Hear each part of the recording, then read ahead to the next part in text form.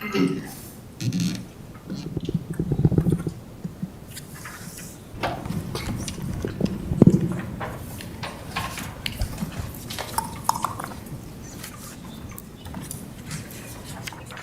right. Well, we can go ahead and get started here. I will go ahead and open up the City Council workshop for April 22nd, 2025. We have a few items to address tonight, including the 701 Pocket Park project, a water supply update, as well as an update on our work plan for the year of 2025. And then we'll end off the council meeting with any new ideas that councilors may want to bring up during that time. But we can go ahead and just get started with the first item tonight. This is the 701 Pocket Park project introduction. We do have our economic development director here, Bridget Keating. Are you going to get us started? Yeah. Great. All right. Well, there's Councilor Sampson. We can go ahead and get started. Thank you. Great. Thank you, Mayor and Council. And I'm also joined here with Dennis Warrington, the Parks and Open Space Manager.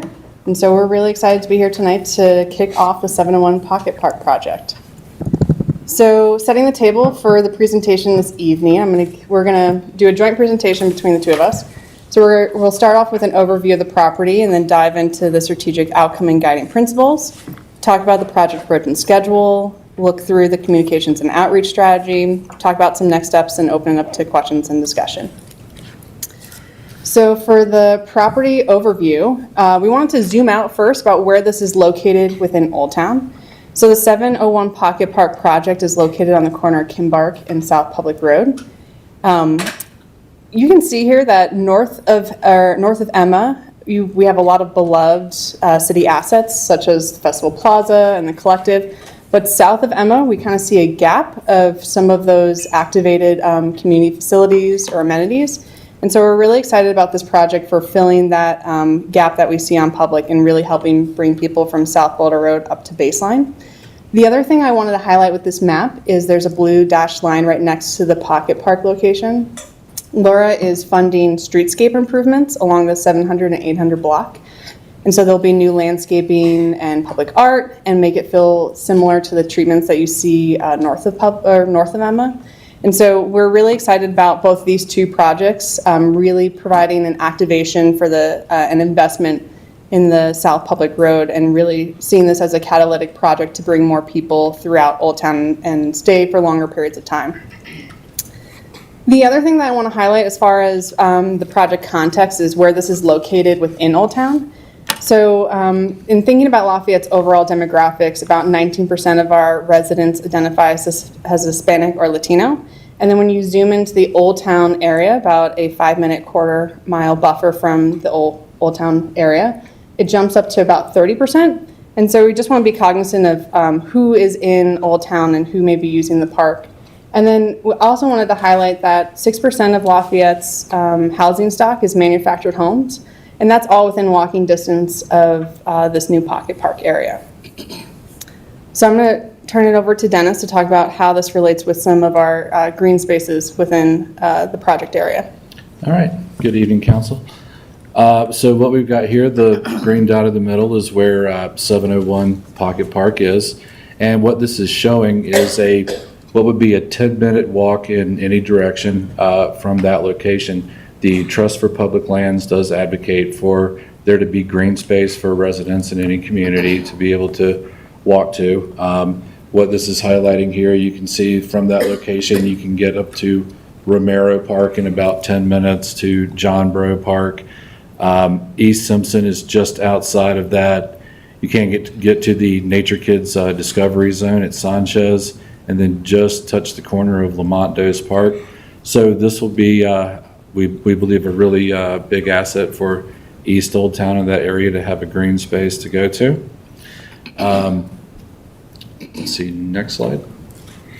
So this flexible green space and how we are coming to get 701 South Public, it was purchased by Laura in 2019.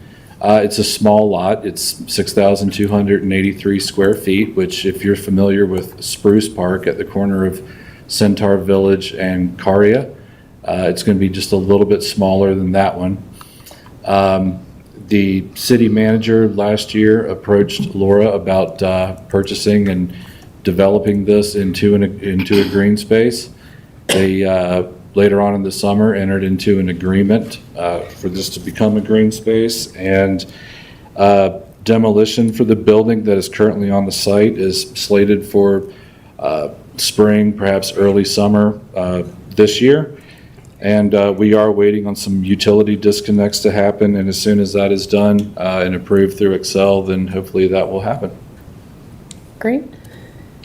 So then we're going to move on to some strategic outcomes and guiding principles about how this project will achieve some of the things that we're hoping through our comp plan and also our downtown plan.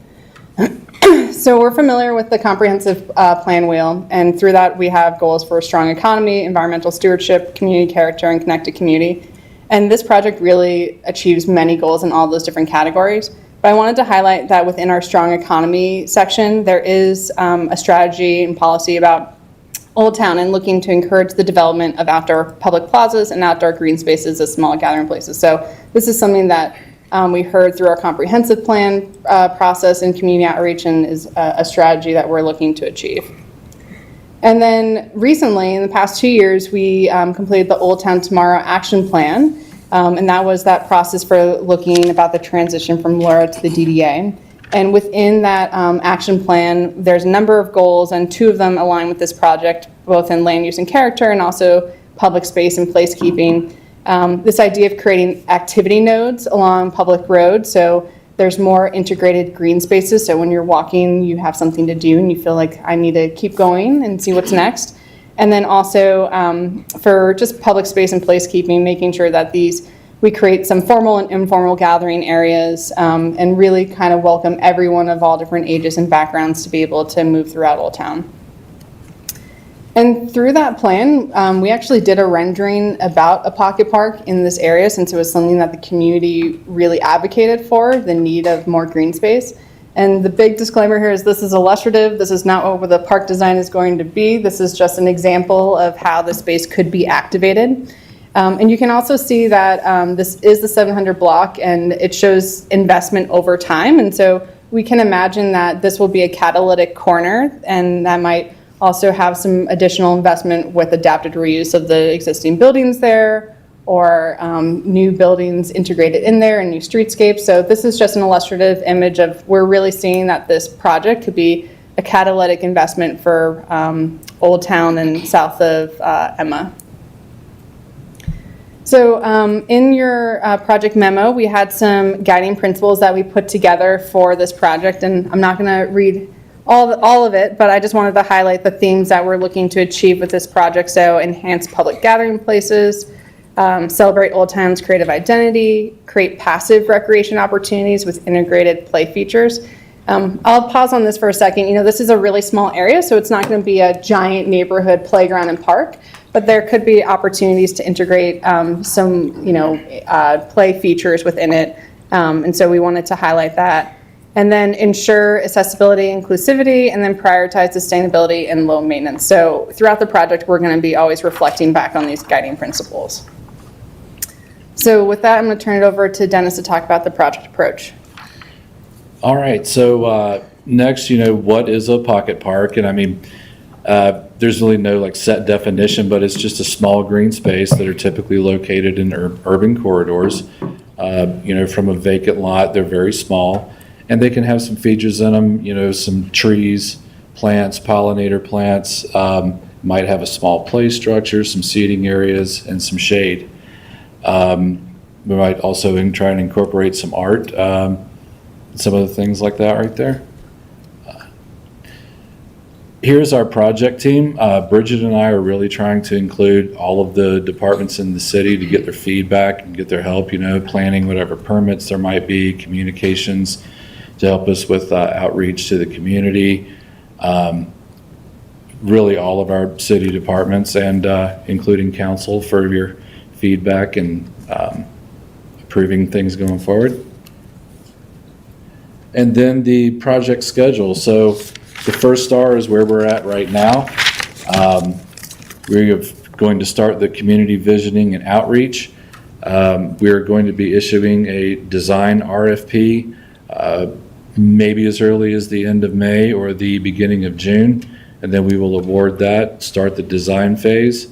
And then once we're through the design phase and also doing a lot of outreach and getting feedback from the community, early next year in the first quarter, we will issue a contractor RFP to build the park and hopefully have a completion before the end of 2026. Great. So for communications and outreach, we know that this is a really, well, we think a high-profile project to be able to bring a new asset into Old Town. So we're really hoping to cast a wide net with our outreach. So we'll be having a project website that will launch in May through Lafayette Listens, and that's our platform for community engagement. So throughout the project, we'll be having project updates on there and hoping to do surveys and polls to engage the community. We'll also be working with our comms team for doing different news flashes and newsletters. And then for, similar to many of our other projects, we're looking to do some broad community outreach events with Art Night Out, the new farmers market that's coming this summer and fall, and then also the Lafayette Music Festival. We're hoping to start Art Night Out in June and July to start getting some really good feedback. But we'll also want to do some focus groups and tie into existing community programs and meet people with where they're at, and engage council and also our great boards and commissions. So for our outreach approach, I just wanted to highlight the community representation we're hoping to achieve for this project. The first being generational voices, so making sure that our youth, our seniors, everyone of all ages can engage with this park and feel like it's a place for them. Spanish speakers, arts and cultural institutions, skipping down, our Chamber of Commerce for how this ties into the business community, and nonprofits such as working with the Thorn Nature Center.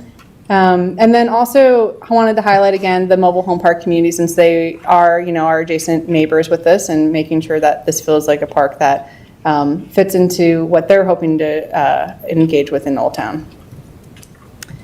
So with our boards and commissions, we're lucky to have so many different boards and commissions with different purviews. And so we'll want to have some strategic touch points for visioning, design, and operations. And I want just to highlight some examples here. So, we'll be engaging the Public Art Committee for selection of art on the park, our Historic Preservation Commission. The existing building has some yellow bricks that we're hoping to salvage as part of the demolition and integrate that into the park design. So we'll be engaging with them.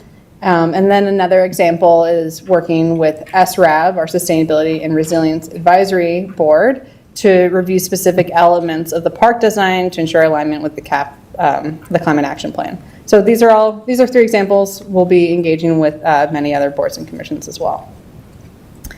And then council's role.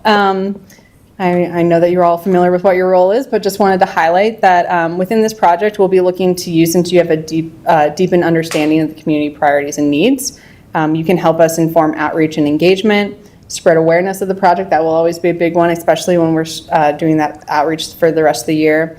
And then you'll also be approving the design and construction contract. All right, and for next steps, as we've touched on a little bit, but the project team will begin community outreach. Lafayette Listens website will launch in May. We'll be at the Art Night Out for June and July. And for the design procurement, we'll be issuing the RFP early June, late May, and hopefully award that contract early August. Great, and happy to turn it back to the mayor for any questions or comments. Awesome. Well, thank you so much for that presentation. Questions or comments from council?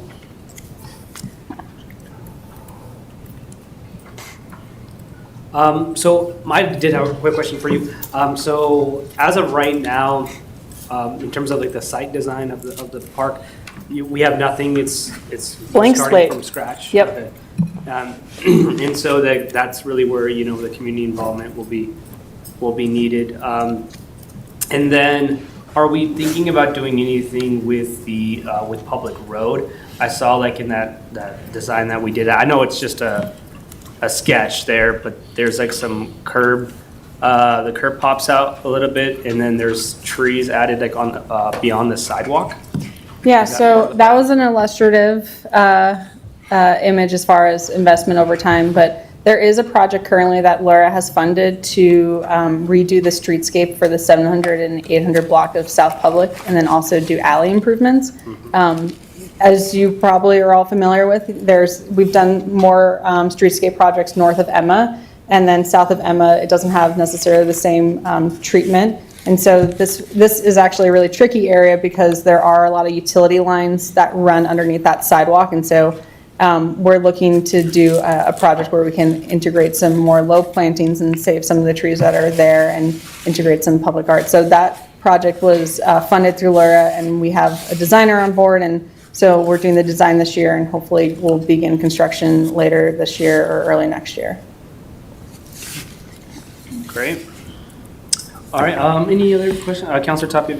One quick question about timeline and specifically boards and commissions. Where do they fit in on the design phase? And then is this going to be, I guess, what is the touch point with boards and commissions? And is this targeted to certain boards and commissions, or is this just everywhere across the city? That's a great question, and feel free to jump in after I can start. But we're looking to, present in front of some boards and commissions that have, the DDA and LoSAB. We're thinking about going to the Youth Advisory Board and also SRAB. But we want to make sure that we provide information about this project to all boards and commission liaisons so they can engage with their boards and commissions on different elements of this. And throughout the project, we'll be having different touch points about visioning or design, and want to make sure that we open it up to all boards and commissions to feel like they can opine on that. Okay. So we'll be sending this presentation to the staff liaisons for sure. And I think for June, I'll present this to LoSAB for sure, and probably the Youth Advisory Board. Okay, that makes sense. Awesome. All right, anything else, Councilor Barnes? Thank you. Just to confirm, so even the senior advisory board will get this? Okay, just to make sure they all get it. Okay, Councilor Gallegos? Is there the possibility of maybe a food court or a food truck pop-up, or maybe like a pop-up story time or anything to that effect?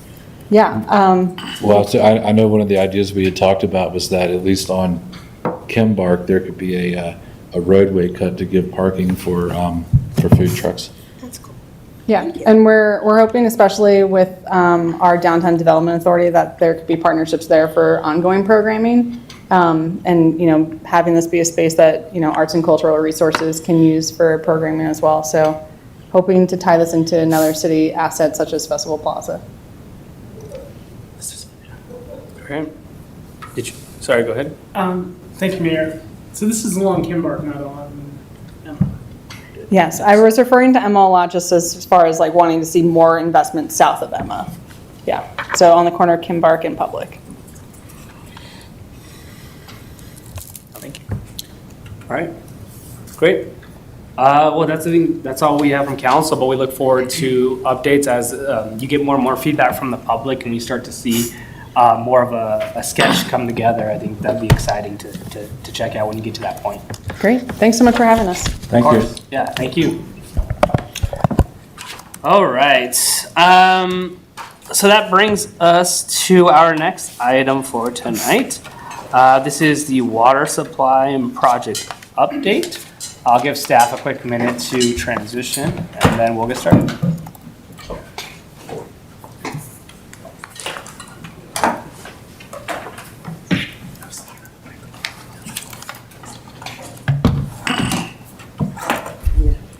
Yeah, I could see when you asked that question, I was like, oh, I know what he's going with that.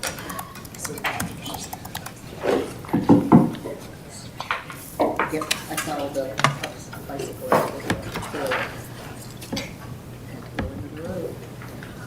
I don't know what to do about that. So move the sidewalk. Yeah, that's what I think. See how far the right of way goes into the process. Oh, it does. Go in. With your sidewalk. You can take it from the other side, maybe. You could.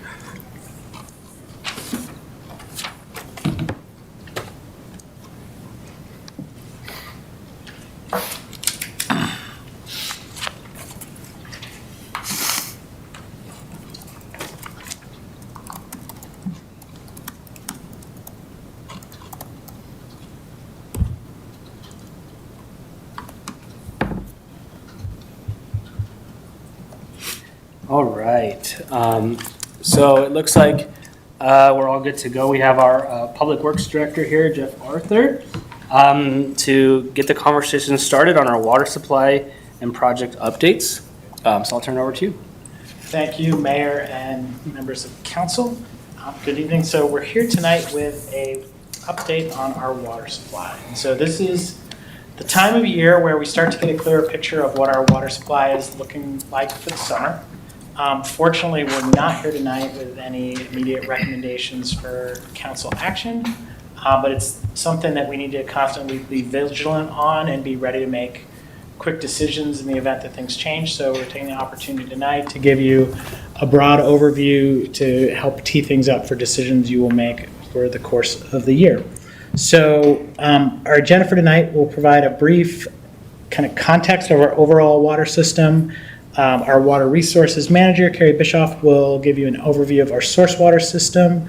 Our water resources analyst, Mitch Zumbeck, will walk through our current water supply conditions. Carrie will provide a brief update on our water conservation drought plan that we're working on that you'll see in the near future. And then we'll wrap up with just some quick highlights on water rates and fees, which again, you'll also see later in the year. So we will have a pause for questions between each section.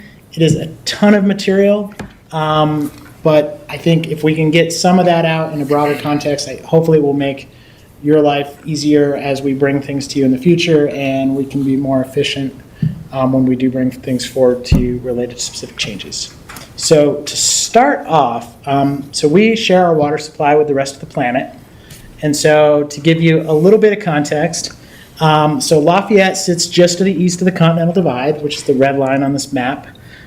So precipitation that falls on the east side of that line, including Lafayette, makes its way to the Atlantic Ocean, and what falls on the west side makes its way to the Pacific. So we exist in this, broader context of the continent.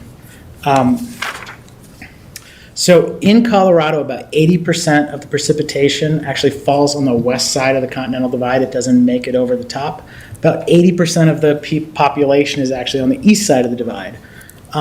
So for Lafayette, most of our water comes from the Boulder Creek Basin, which originates in the mountains. It makes its way to South Boulder Creek, South Platte, ends up in Nebraska, joins up with the Missouri River, and eventually hits the Mississippi and makes its way to the Atlantic Ocean. So a large portion of the water used on the Front Range, including some of our supply, actually comes from the Colorado River on the western slope. So the Colorado River flows to Utah. It feeds Lake Powell, Lake Mead, and it goes on to serve folks in California, Utah, Nevada, Arizona, New Mexico, and in Mexico. So once it's brought to the Front Range, it doesn't go back. So even though we're kind of in one little spot here, we're tied into this bigger system really with the entire arid West and as well as folks along the Mississippi River.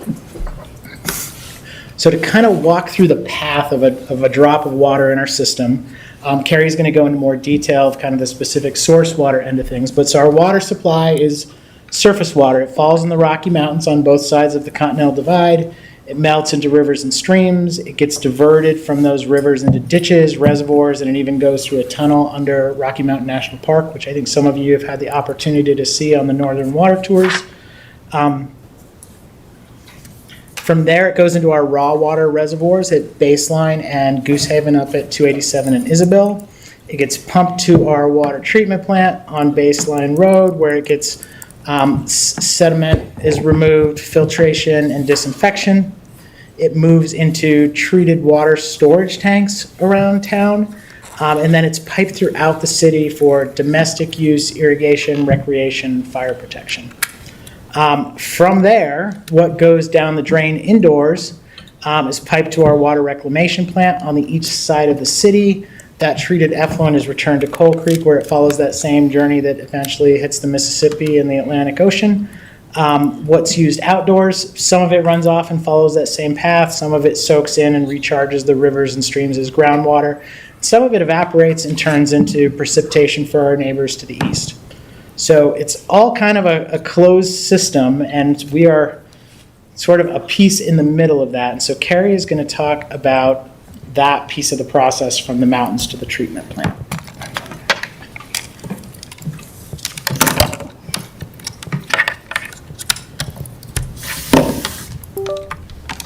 Well, good evening, Council. I'm Carrie Bischoff, the Water Resources Manager.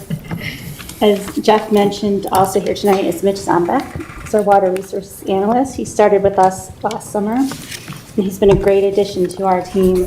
He kind of handles tracks sort of focusing on the daily operations, the accounting. He's involved in a lot of aspects of water resources, and he's sort of our master data cruncher. We have a third member of our team, Brian Baker, who joined us in the fall. Brian focuses on field operations, water deliveries, and system monitoring. And so the three of us make up sort of a mighty team of water resources. I'm fairly new to the city. And I'm going to kind of pick up where Jeff left off and go into a little bit more detail about our system.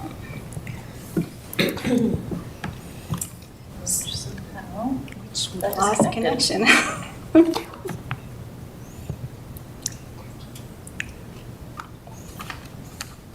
Well, in Colorado, the ability to use water. Press again? I don't need to keep pressing. No. Sorry about that. In Colorado, the ability to use water is governed by the prior appropriation doctrine. This is often described as first in time, first in right. The ability to divert the appropriations based on water availability and the priority or date of the appropriation, with older rights having a more senior, older right than junior rights. The state administers water rights, and the day-to-day is handled by local water commissioners. The water commissioner sets what's known as the call on the rivers. The call is the priority of the most junior water right that is able to be diverted. The prior appropriation doctrine predates Colorado being a state. The Peoples Ditch in the San Luis Valley holds the oldest water right in Colorado. It's been an 1852 priority. On Boulder Creek, we have the Lower Boulder Ditch with an 1859, and on South Boulder Creek, we have the 1860 Howard. So here's a simplified list of water rights in Lafayette's portfolio of ownership. Most of the water rights ownership come through share ownership and long-established ditch companies. And in order to use a water right in its municipal system, Lafayette is required to get a decree from Water Court. Lafayette does own some very senior water rights. We have a portion of the ownership and the number one right on Boulder Creek and South Boulder Creek with that Lower Boulder Ditch and Howard Ditch rights. And last year, from about mid-August through October, those were actually the only rights we owned that were in priority for us to divert. So how do we get water into our system? You know, we check the call, look at that call. Anything we want to divert has to be senior to that call. We'll check stream flow conditions. We'll look at what's upstream, downstream. Sometimes we even look all the way down the South Platte River to see what conditions are. We'll check our own system conditions and our storage and our demands. And then we'll make a determination if we're going to make an operational change based on kind of all those factors we have evaluated and which water right and decree we will use. And then we need to review to make sure our proposed use is in compliance and legal compliance with all the decrees and agreements. And then Mitch will actually communicate with the water commissioner, typically attacks the location, amount, and priority of the water that we'd like to divert. And then after we get approval, Brian will go out and make the physical adjustment to the head gate to set the diversion to the amount we'd like. And then we continually monitor all the conditions. And then if we get a call change, we have to start this process over. A call change sometimes in the summer can happen a couple times a day. In the winter, it's typically not as frequent. And the changes are sometimes weeks apart. We can also have a change in conditions in the stream flow, and we kind of start this process over. Every morning, we kind of run through this at some level. And then we have to track all of this in detail and then report it to the state. So where does our water come from? 80% of Lafayette's water originates in the Boulder Creek Basin. The other 20% comes from the Upper Colorado River Basin and from our ownership and northern water system of CBT and Windy Cap. Here's the Boulder Creek Basin, just to give you a little context. That's Lafayette outlined there in the green in the eastern part of the basin. If we zoom in some, here Lafayette diverts from mainstream Boulder Creek and South Boulder Creek, and diverts from Boulder Creek into Goose Haven Reservoir Complex, from South Boulder Creek into Baseline Reservoir, and in the future on South Boulder Creek we'll have Gross Reservoir.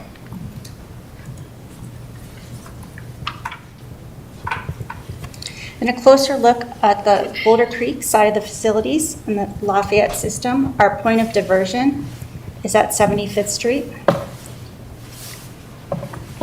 where water is turned into a pipeline. This pipeline extends about 5 miles, this orange line here, all the way out to Goose Haven Complex, which, as Jeff mentioned, is located at Highway 287 in Isabel. The intake to this pipeline is located all the way back at 75th Street. One of the reasons is the Boulder Wastewater Treatment Plant is here on the western side of 75th Street. Our diversion point is above their outfall. Their outfall is actually below us, this tiny little white dot here. It's the approximate location.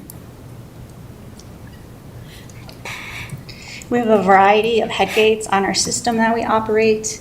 Here's a valve that we open to the pipeline. This was Melanie operating this a couple years ago. On South Boulder Creek, Lafayette diverts water at where South Boulder Road crosses the creek and puts that into storage in Baseline Reservoir. It takes 3 different head gates to get that water into the reservoir. Baseline Reservoir, located at Baseline Road and Cherryvale Road, is owned by the Baseline Land and Reservoir Company, which is a private company. Lafayette owns 70% of the shares in Baseline, and that ownership gives Lafayette 70% of the capacity in the reservoir. It's about a 5,000 acre-foot reservoir, so that's about 3,000 acre-feet of storage capacity that Lafayette has. In addition to Baseline Reservoir water rights, Lafayette has an agreement with the company that allows storage of other water rights that Lafayette owns when there's space available. There are some other possible headgate diversion locations along South Boulder Creek, including up in El Dorado Canyon, where certain water rights are diverted and measured before being returned and rediverted at this location. Here's another headgate on our system. This is a newer facility located at that diversion point right at South Boulder Road. Last fall, we had automation added to this facility, and this facility is actually shared by about 7 different water users. So we're really excited to see how that automation works this season, and like to maybe look at getting that on some of our other facilities. And then we still have these really old head gates that we operate, these hand crank turn wheels. This one's probably from the 1930s, located at that next head gate junction on that path to Baseline. In around 2004, Lafayette joined the Northern District and has added CBT and Windy Gap from the Upper Colorado Basin to its portfolio. That basin is shown here. Their main reservoir is Lake Granby, circled here in blue. These graphics show the west slope collection system, east slope distribution system for Northern Water. Basically on the west slope, the water through pipes and ditches and other means ends up in Lake Granby. That works its way to the Alva Adams Tunnel, where it's pumped across the divide under Rocky Mountain National Park.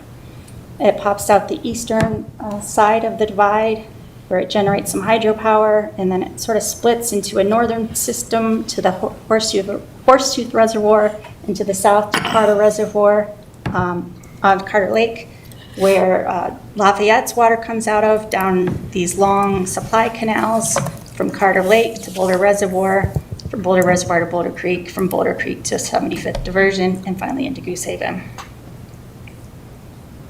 Lafayette owns almost 1,200 units of CBT currently. A unit, 100% quota, equates to 1 acre-foot of water. The quota typically is set at 70%, or 0.7 acre-feet per unit. So annually, we get about 800 acre-feet on average from our CBT ownership. In addition, we own 3 units of CBT, or of Windy Gap, but that's a more junior water right. Some years provides no yield. So this is kind of looking at the whole system on a map. You can see the geographical area We look down here all the way from El Dorado up to 75th and out east. It's about 40 square miles. Lafayette delivers water, as Jeff mentioned, to the treatment plant from Baseline and from Goose Haven. On the Goose Haven side of the Schwal Water Pipeline, we also deliver water to Thomas Farms, Union Peaks Golf Course, and Wanaka Reservoir.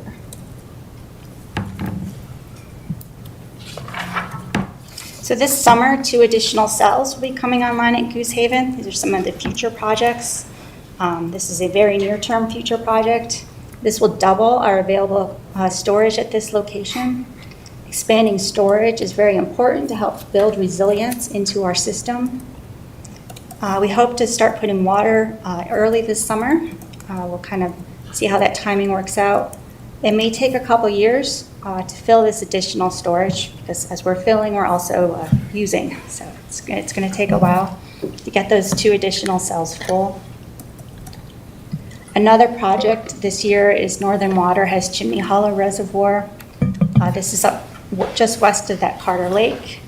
It's part of what they call the Windy Gap Firming Project. Windy Gap is a very junior right with not much storage, so when it's in priority, you want to use it and store it as much as possible. This reservoir will give that opportunity. Lafayette's ownership in this reservoir is 900 acre-feet, or 1% of the project. And again, that will probably take several years to get that space filled. Another future project is our Gross Reservoir Environmental Pool. We call it GREP. GREP is a 5,000 acre-foot bucket in the Gross Reservoir enlargement. Lafayette gets 3,000 acre-feet, City of Boulder 2,000. And then there's potential for Lafayette to also store in Boulder space. This is a great example of a cooperative project with multiple partners and multiple benefits. Lafayette will coordinate with Denver and Boulder to store water under its existing water decrees when it's available. The water will be released with timing and rates to achieve target flows to improve the aquatic habitat of South Boulder Creek. The original completion date of the Gross Reservoir enlargement was sometime in 2027. It's a little bit uncertain now. You've probably seen in the news that there was a challenge to Denver Water's permits for the project.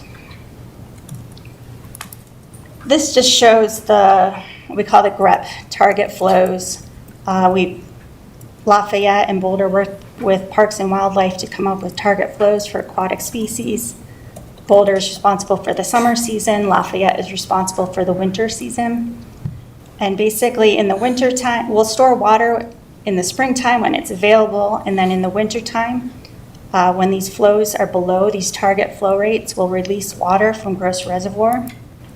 Downstream, we'll pick up some of it at Baseline Reservoir, and we'll send the rest down all the way to Boulder Creek and pick up the rest at Goose Haven. In the wintertime, South Boulder Creek can actually go dry, so this will be a great improvement to the aquatic habitat. Another future project is the Northern Integrated Supply Project, or NISP. This is a 40,000 acre-foot yield project. This adds a third basin of supply to our portfolio with the Cache La Poudre River Basin water. Our yield from the project, when it's all built, will be about 1,800 acre-feet.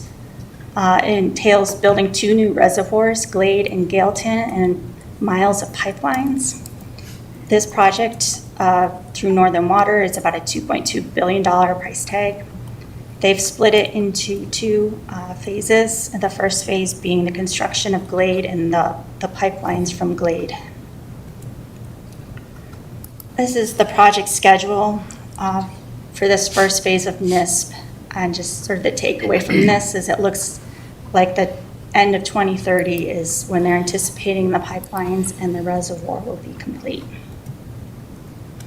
And this is just sort of a summary slide showing sort of our current system, the numbers with that, and our future system, starting with the 2025 expansions and then the future Gross and NISP projects. And then just a reminder that no matter what our system looks like, we always have to work within the prior appropriation doctrine.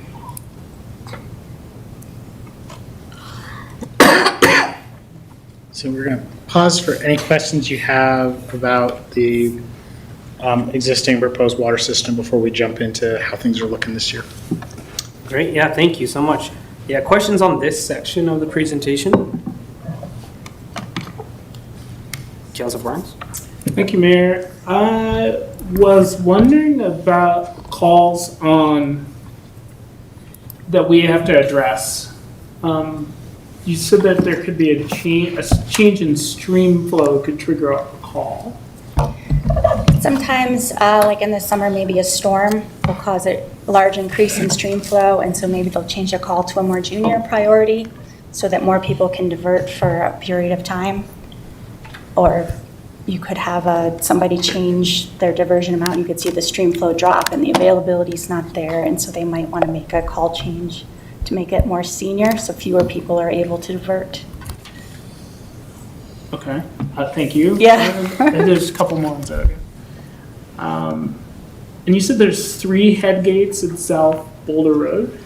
Yeah, so there's a big head gate right off at South Boulder Creek, and that head gate actually supplies, it's called the New Dry Creek Carrier, and there's several ditches that pull off of that New Dry Creek Carrier further down. There's a second head gate that takes it into what's called the Enterprise Ditch, and then there's a third head gate that takes it into Baseline Reservoir. It's kind of a 3-part process to get it into Baseline Reservoir. And are these big wheels that someone's? A couple of them are. Okay. So the rate at which we are able to water, is that predetermined? So It varies based on the conditions that there are in the stream and on what water rights we have available and kind of what the terms are of our decrees. Some of, the decrees have flow rate limitations and timing limitations. So it really depends on a couple of factors. So should the runoff when we're removing, when we're diverting water when we can, and the stream flow rates are higher or lower than anticipated, or do our rates change? Yeah, so Okay. if we have like a larger runoff with more flow, it tends to mean that more water rights can divert larger amounts. So we can we'll try to divert, what we can when it's available. It's kind of our philosophy. We take sounds what we great. can. Yeah. Last question. So we have, did I understand that we will own grab 3,000 acre feet? Yeah, And it's a 5,000 acre foot pool? pool in the larger reservoir, yeah. So that, The other does that mean we two- have more rights than Boulder does? We actually have the ability, we have more water rights that are able to be stored in Gross Reservoir than Boulder does. And that's why we have an agreement with them that will allow us to store in their space when they're not able to fill it, because their goal is that we have water available to meet those target flows year round. So it's a cooperative effort to keep that 5,000 acre foot full when it comes online. Okay, thank you. That's all. Thank you. Other question, Councilor Gallegos? When the additional cells at Goose Haven open up, will it just be for Lafayette water storage, or will other municipalities be able to store there? It'll just be Lafayette. Thank you. Other questions? Just quickly for me, so as we've kind of seen over the years, Lafayette has, I think it was a few years ago, we had the opportunity to purchase more shares of Colorado Big Thompson Water, which, as you know, are not cheap. How do we prioritize, when shares do become available for purchase, how is that prioritized on the buyers? How do they determine whether that goes to Lafayette or the county or a different city? And then also, how do we determine as a city whether that's something we want to pursue or not? You want me to take a first shot at it? Sure. So we, as a city, tend to not necessarily be actively out buying CBT shares. Most of the cases where we're acquiring CBT shares is where there's growth and a developer comes in and they need to add water to our portfolio. And so CBT basically, it kind of goes to auction. It sort of goes on a market like real estate. So it's usually when someone is retiring from farming and selling their farm and the water rights are significant value and those shares go on the market and folks bid on them. So it's an auction, right? So highest. Yeah, it's basically, it's generally the highest bidder. You have to be within the district and you have to be eligible. So we also, because CBT was originally built as supplemental supply, the intent is that it's supposed to complement your water rights portfolio, not really be a key part of it, is we have a limit on how much we can actually go and directly acquire. And the way they set the quota is we actually get a higher quota in dry years, and then they kind of keep it in the bank for us in wet years. So it's complicated. So some of these other projects that we're investing in are really kind of our base supply, and CBT is more what we are currently getting for new projects, just because it is probably easier it's more portable. We know it works. We know what the yield is. What we tend to go after more is like if shares were to come up in Baseline Reservoir, that's a key piece, or other places where we have investments, and by getting more shares in that, we already have the infrastructure in place and it gives us more influence within those ditch companies too. And are we, I know for CBT it's like auction, but in any case, aside from CBT or including that, are we, when in the auction process, if there is one, are we competing against other municipalities, private owners, like in any random individual? Yeah, and it really just depends. I mean, and it does matter where the water is, right? Because it's not necessarily useful to everybody if they don't have infrastructure there, or they would have to go through a more elaborate water court process to make use of it. But yeah, it's open. And we'll hear from water brokers, which are sort of like real estate agents. It's kind of the same concept as if there's something on the market that they think we might be interested in, usually they will make us aware. Interesting. All right, well, I think that's all we have for this section. So we will turn it over to Mitch, who is going to kind of go into more detail about how our system's looking and the different things we track. Awesome. Well, Council, thank you for having me. Like Carrie mentioned, my name is Mitchell Zombeck. I'm the Water Resources Analyst here. I work with Jeff and Carrie and our other coworker, Brian.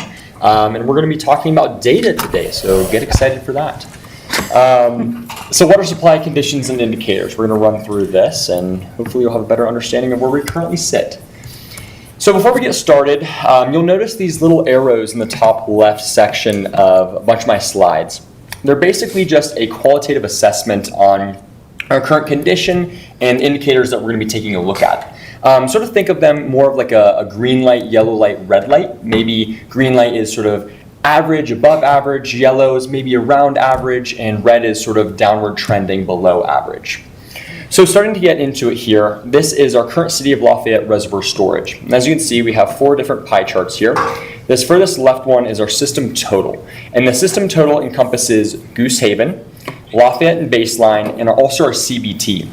It doesn't include the Wanaka because that's more of a dedicated irrigation source for us, and not often does that water get sent to our water treatment plant. The CBT also isn't shown because that is currently just under full, almost 100% of our total capacity at the moment. Something to point out here is that, yes, we have 82% of total system storage, which is great. That looks awesome, right? However, it's really important to remember the fact that this total storage is only for 1 year supply. So that's the big kicker with this graph here. It's not 1 year plus another year, not 1 year plus 2 more years. This is our total storage that will get us through the entirety of this current year. Obviously, with the spring runoff coming, we hope to increase this percentage quite a bit, but that is something to sort of keep in the back of your mind as we progress through these slides here. Moving on to our next slide here, this is the water year 2025 versus water year 2024 storage. As you can see, green is 24 and blue is 25. A lot of these storage reservoirs, sort of like you saw in the last slide, a lot of these reservoirs are similar to last year, including the CBT, the system total, and the Wanaka. You can sort of see this disparity in Goose Haven 1 and 2 volume, and also the Baseline Lafayette volume. And that was because we had a maintenance issue that was going on with Baseline, so we had to take more from Goose Haven 1 and 2 and leave a little more in Baseline. Likewise, in the baseline total, you can see this disparity here in the total volumes at the current state. This was due to an early fill of baseline. So by this point last year, it was filled to 5,027 acre feet, and this time currently we're at 3,430 acre feet.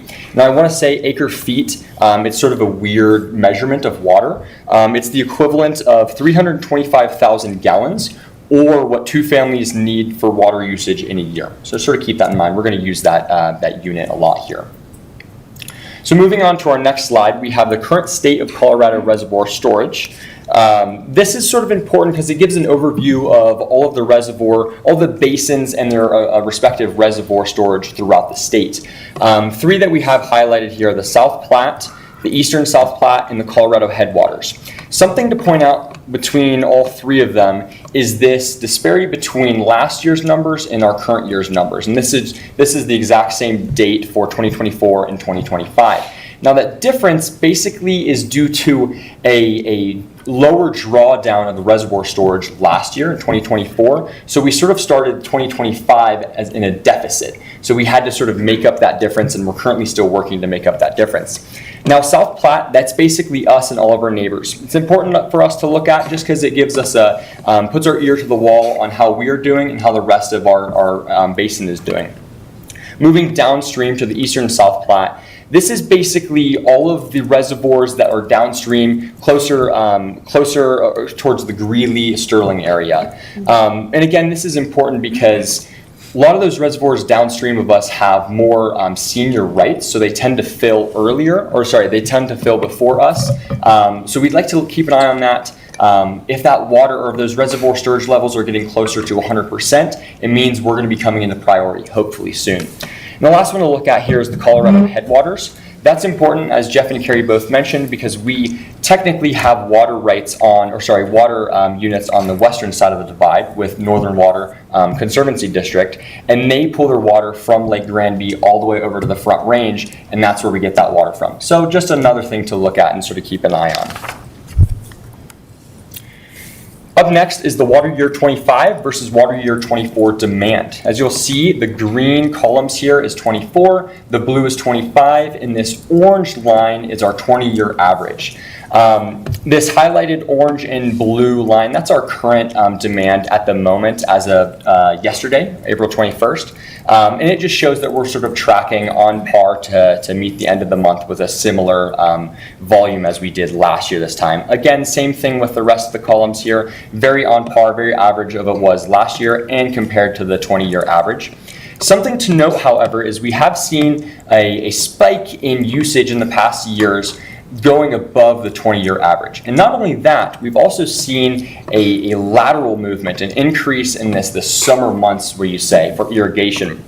We've seen summer irrigation starting earlier in May, see these numbers sort of rising closer above that 20-year average. And then you can really see it here in October. That summer is sort of lasting longer into the year and causing more irrigation. And this is obviously due to increase in temperature and decrease in precipitation, among various other factors.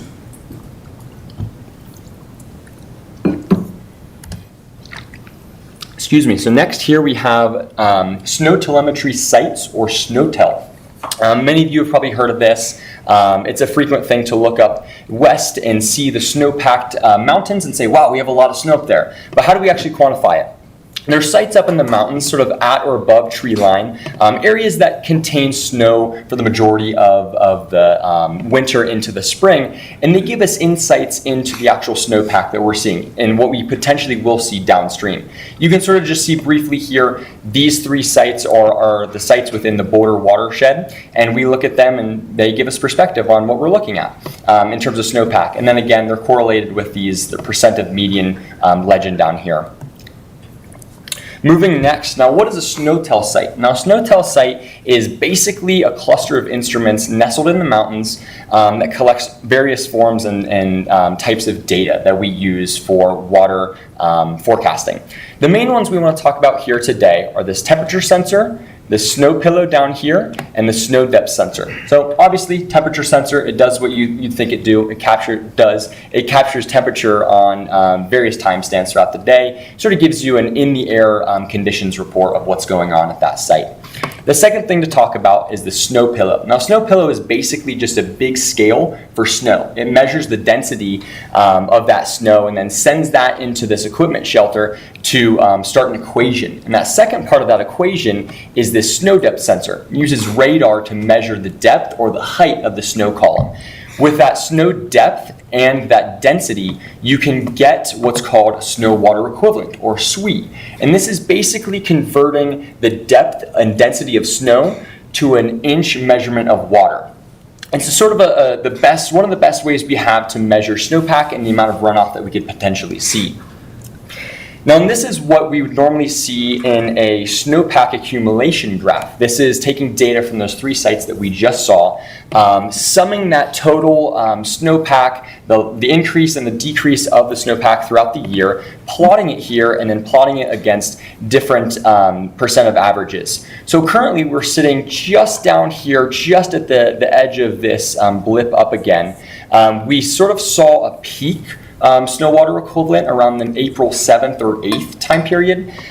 We saw this large decline sort of around last couple weeks due to an increase in temperature and a decrease in snow accumulation. And then you all probably saw the Easter storm that hit the mountains. That's this little blip that you see just shooting up right here. So currently we're at 80% of median as of yesterday, which, look, showing this arrow up here is a little bit below average, what we'd like to see. Continuing on to a precipitation accumulation graph, this is a little bit different, but similar to what you saw in that last slide. This actually sums the total precipitation across the entire water year. Now, how it differs is it doesn't lose any, It doesn't lose any SWE, I should say. So it totals that sum from the start of the first precipitation event, and it shows the total accumulation. Now, what's cool about this is it shows a wider range of precipitation. The SWE graph just shows snowpack, and that's all. This shows snow, rain, graupel, hail, sleet, everything in between. And as you can see, we're sitting at 94% of median, which is fairly good. So that's why we have that green arrow in that top left. Now, one of the downsides of the SNOTEL sites, as you saw, there was only 3 of them in an entire watershed, is that they're very point source ways of collecting data. They really only show a very small snippet of the snowpack that we're seeing. This is a newer technology that's sort of coming to the surface called Airborne Snow Observatory, or ASO for short, that uses light detection and radar sensing tools strapped to the bottom of an airplane. And this airplane will actually do flights all across this watershed. And while it's doing that, it's collecting data on the snowpack and the snow depth. And with that snow depth, it can actually create an equation that calculates the SWE, or that snow water equivalent, over the entire basin. So it's a really good way to get sort of a bird's eye view of something that the SNOTEL sites might be missing. So another thing here to look at is the stream flow forecasts. This is sort of a more complicated graph, but we'll sort of touch on it very briefly. It separates the watersheds between Boulder Creek and South Boulder Creek, and sort of gives a range of dates that forecast is good for. But really, the first thing we want to talk about here are these large numbers on the top of the graph. This is basically your amount of water that you could potentially see in thousands of acre feet. So down here on the left, we have 38,000 acre feet, and all the way on the right, we have 66,000 acre feet. This gray bar right down the middle is the median average, and this sort of just gives you an idea of what we could potentially see. Granted, it's a forecast, so it's based off a model and data, but it can't tell the future. So right now, we're currently sitting at a very average-looking stream flow, which is good to see. So this is a soil moisture percentile map, and this basically shows the entire state of Colorado. We can zoom in and see Boulder right here, and it basically gives us a indication of how big of a percentage of runoff we're going to be getting. Soil moisture sort of acts as a sponge. If you have water running down your sink and you don't have a sponge, you're going to get all that water on the floor. If you have water running down your sink and you have a nice dry sponge, you can soak up a lot of that soak up a lot of that water. The soil basically acts as a sponge, more or less. If you have sort of the dry soil, it contain more water. Sorry, I can't talk. It'll contain more water if you go to soak it up versus if you have a saturated sponge, it won't soak up more water. Another thing to look at is our Colorado Drought Monitor. Again, sort of at the state level, we can zoom in and see Boulder County right now. But this just gives us a overview of what we're sort of looking at in terms of soil moisture, snowpack, current stream flow, and reservoir storage amounts. This is particularly useful and knowing how agricultural uses are going to pull from the stream. If you sort of have a higher drought area, you may see more water being used and put onto farms and fields. Something to note up here on the left corner of the slide here is we have this green arrow, sort of a flat yellow arrow, and another green arrow. That first green arrow is sort of our outlook on Boulder County, looking fairly good. We're only seeing a few areas that have abnormally dry conditions. That second flat arrow is going to be the Colorado headwaters. Definitely looking moderate drought to abnormally dry drought conditions. And then lastly, that other green arrow is sort of going to be that eastern South Platte. You're just sort of seeing that abnormally dry condition there. So now seasonal outlooks. This is sort of the summation of all the variables that we've seen prior to this.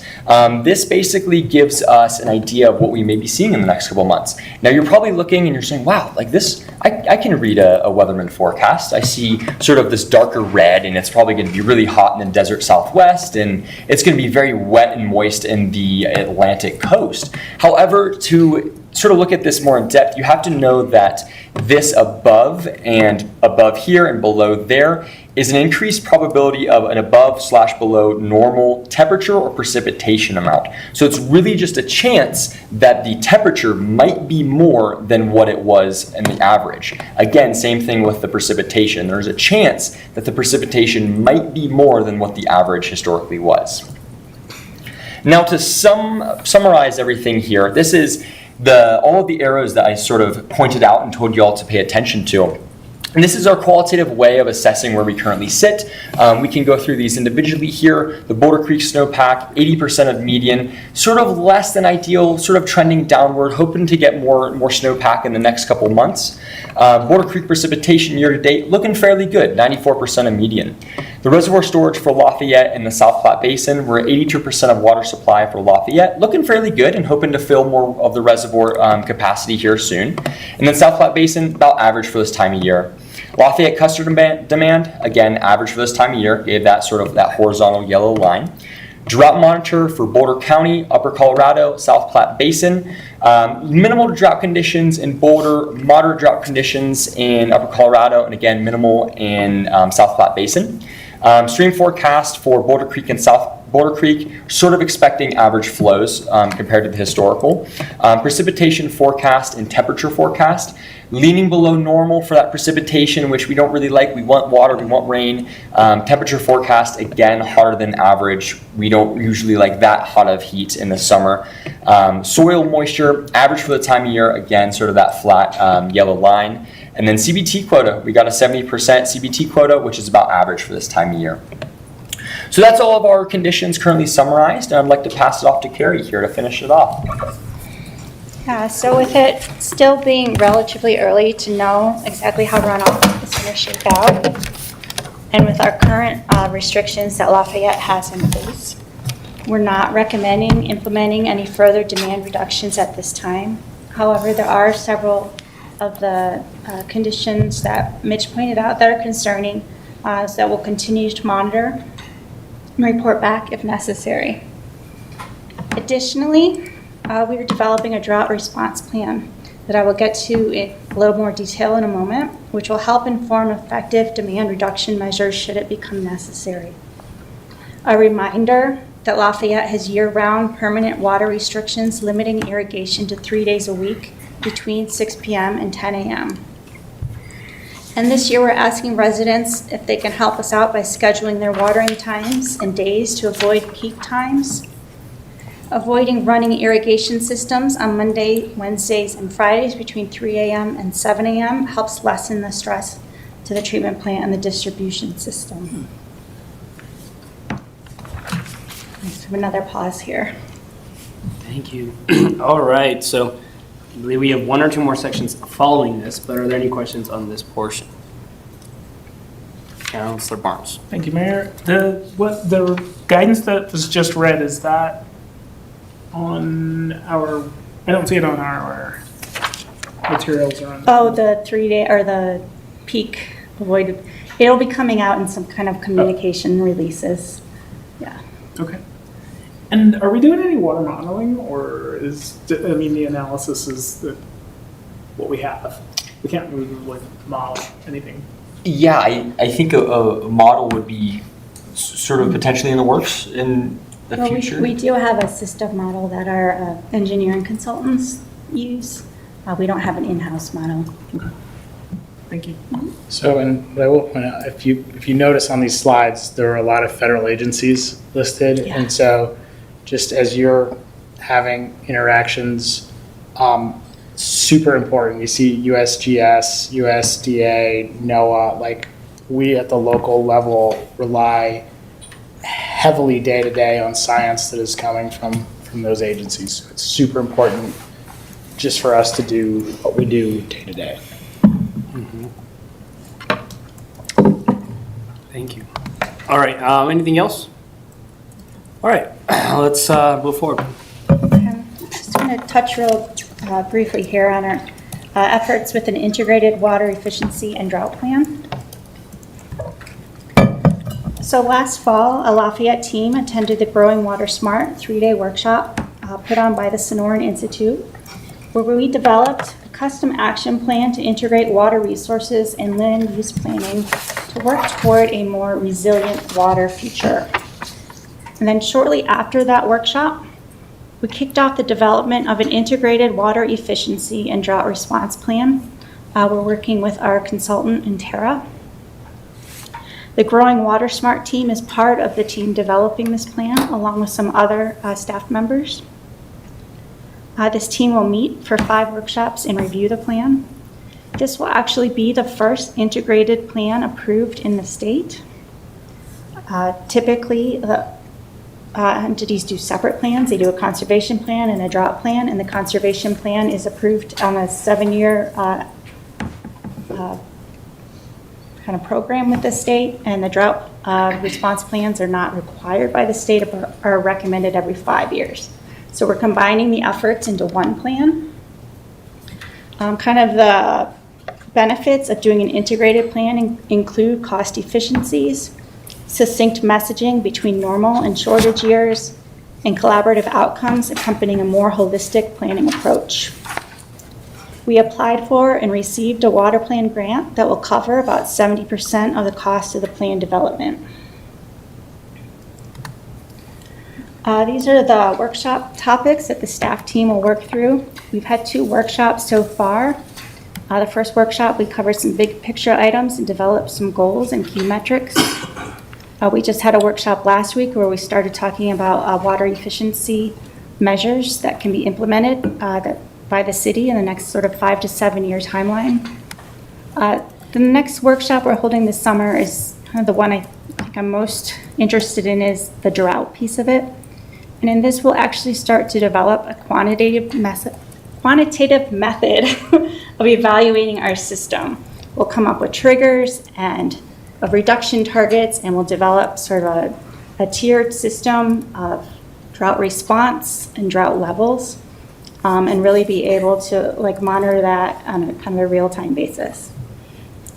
And then we'll work on kind of incorporating those 2 ideas together, and then finally working on implementation. So these are the key questions that we're looking at to answer with this plan development, which includes how can we incorporate One Water concepts? How can we incorporate consistent messaging? How can we incorporate equitability and implementation? And then looking at benefits and lessons learned by doing an integrated plan.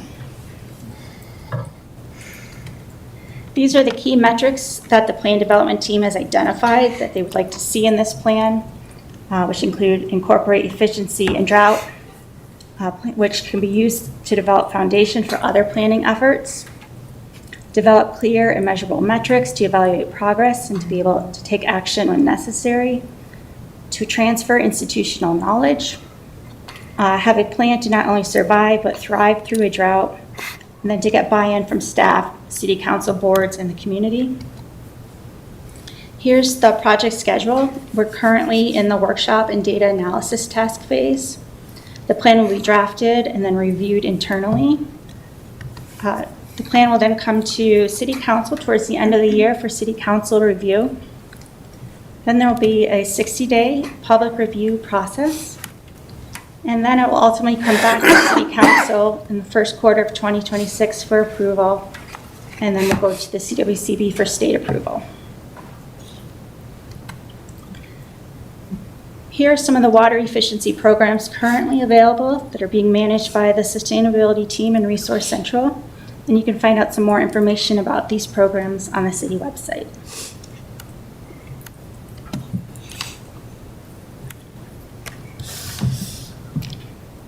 I'm done with that section. Thank you. All right, any questions on that section? Councilor Barnes? Thank you. The triggers that are in the drought, that are going to be put into the drought plan, I assume there's already triggers to know when we need to put water restrictions in place based on this sequence of, Lafayette doesn't currently have that. but should we request that residents, or not request, tell residents that there's limits on what they're watering?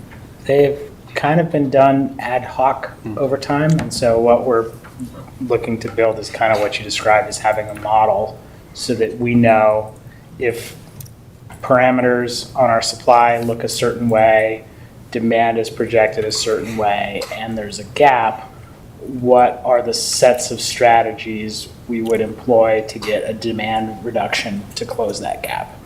Sounds great. Yeah. It sounds good, but it's obviously it's super complicated. Well, and and to also hopefully be in a position that we're not overreacting, Right. right? Because particularly now with our limited storage, if we go and take drastic action and we lose our athletics fields or we lose our tree canopy or we have to, make major impacts and then things end up not being as bad as we thought, that's a big impact too. So hopefully it will help us be more strategic and not end up in a really bad situation, but also not unnecessarily jump the gun if we have some wiggle room. And then when we're looking at, obviously resident usage is one of the factors to include. Is there anything beyond what actually is being metered at their home besides land surface, like remodeling characteristics of land use, xeriscaping, the way the residents are changing? Is that anything that would be useful? I mean, it's not being. So that's a perfect question, and that's actually why we've elected to integrate the drought plan and the efficiency plan, Yeah. right? Because we want to kind of concurrently look at where we have capacity to just be more efficient all the time, and hopefully head off some of these capital project costs and water rights costs, but then also knowing as things ramp up, what's the next level. So it will really look at both. Great. Thanks that's an awful lot. I respectfully say, I understand that's going to be a huge amount of work, and things keep moving, right? So you're going to be very busy. Yes, I will. Yeah, thank you. That's all I was wondering about. Thank you. All right, anything else? All right, I think we have one final section. Home stretch. So we just talked about a whole lot of things that are really expensive. All told, we're talking about things that are in the billions in terms of even probably just Lafayette's water rights and infrastructure. And we pay for all those things selling water for about 0.5 cent per gallon at our base rate. So it is the financial management of that is a pretty important piece of what council does. So we have what are called utility enterprises for the water reclamation, and stormwater utilities. And basically what those are is they're established under Tabor and they're separate from the general fund. And to be eligible under that, they have to be funded by rates and fees. They can't receive more than 10% from outside funding, and the rates and fees can only be used for enterprise purposes. So you can't raise water rates to pay for general fund services. But in return for that, under Tabor, it gives council the authority to adjust rates and fees to keep revenues aligned with costs without going to the ballot. And it allows the city to finance major capital investments to pay for them over 20 or 30 years without going to the ballot, which is hugely important in these because many of these are extremely expensive projects. Oftentimes they're regulatory driven. We don't have a choice. So that's a really important piece is that we have these enterprises that give us that ability. So our sources of funding are a mix. So we have certain things that we collect from new customers. That includes dedicating water rights, tap fees, fees for materials and services, dedication of infrastructure, and then once customers are part of the system, they pay a monthly utility bill and a few miscellaneous fees for services. So one of the biggies, and we've talked about it a little bit before, is this water rights dedication. So new homes and businesses, when they come in, it increases the water rights the city needs in its portfolio to provide reliable water supply. So the way we're structured is the developer acquires acceptable water rights, so they would go after CBT shares or other water rights at auction. They dedicate them to the city, and then the city adds those to our overall portfolio to increase our overall years. So they don't stay tied to a specific property, so it doesn't matter which rights you dedicated, it all goes into the same bucket and is and used strategically over the course of the year. We do have a provision in the code that allows new customers that need less than 10 acre feet to get cash in lieu approved at a staff level. And so in those cases, it's not necessarily practical for a really small project to go out and go through that process. So they have the option to pay cash, and the city goes and acquires those water rights on their behalf and adds them to portfolio. Anything over 10 acre feet needs to go to council, and council has the opportunity to weigh in on whether they consider it in the city's best interest to accept cash instead of a dedication. We currently set that cash in lieu based on average transfer price of a CBT share. It's sort of a known quantity and known cost and yield, and so it works out to about $45,000 for a new single-family residential. In addition to that, there's all of this infrastructure that in a lot of cases existing residents and customers have paid for. In other cases, things that we need to add to the system. And so there's kind of two ways that communities recover tap fees. We have a little bit of a hybrid.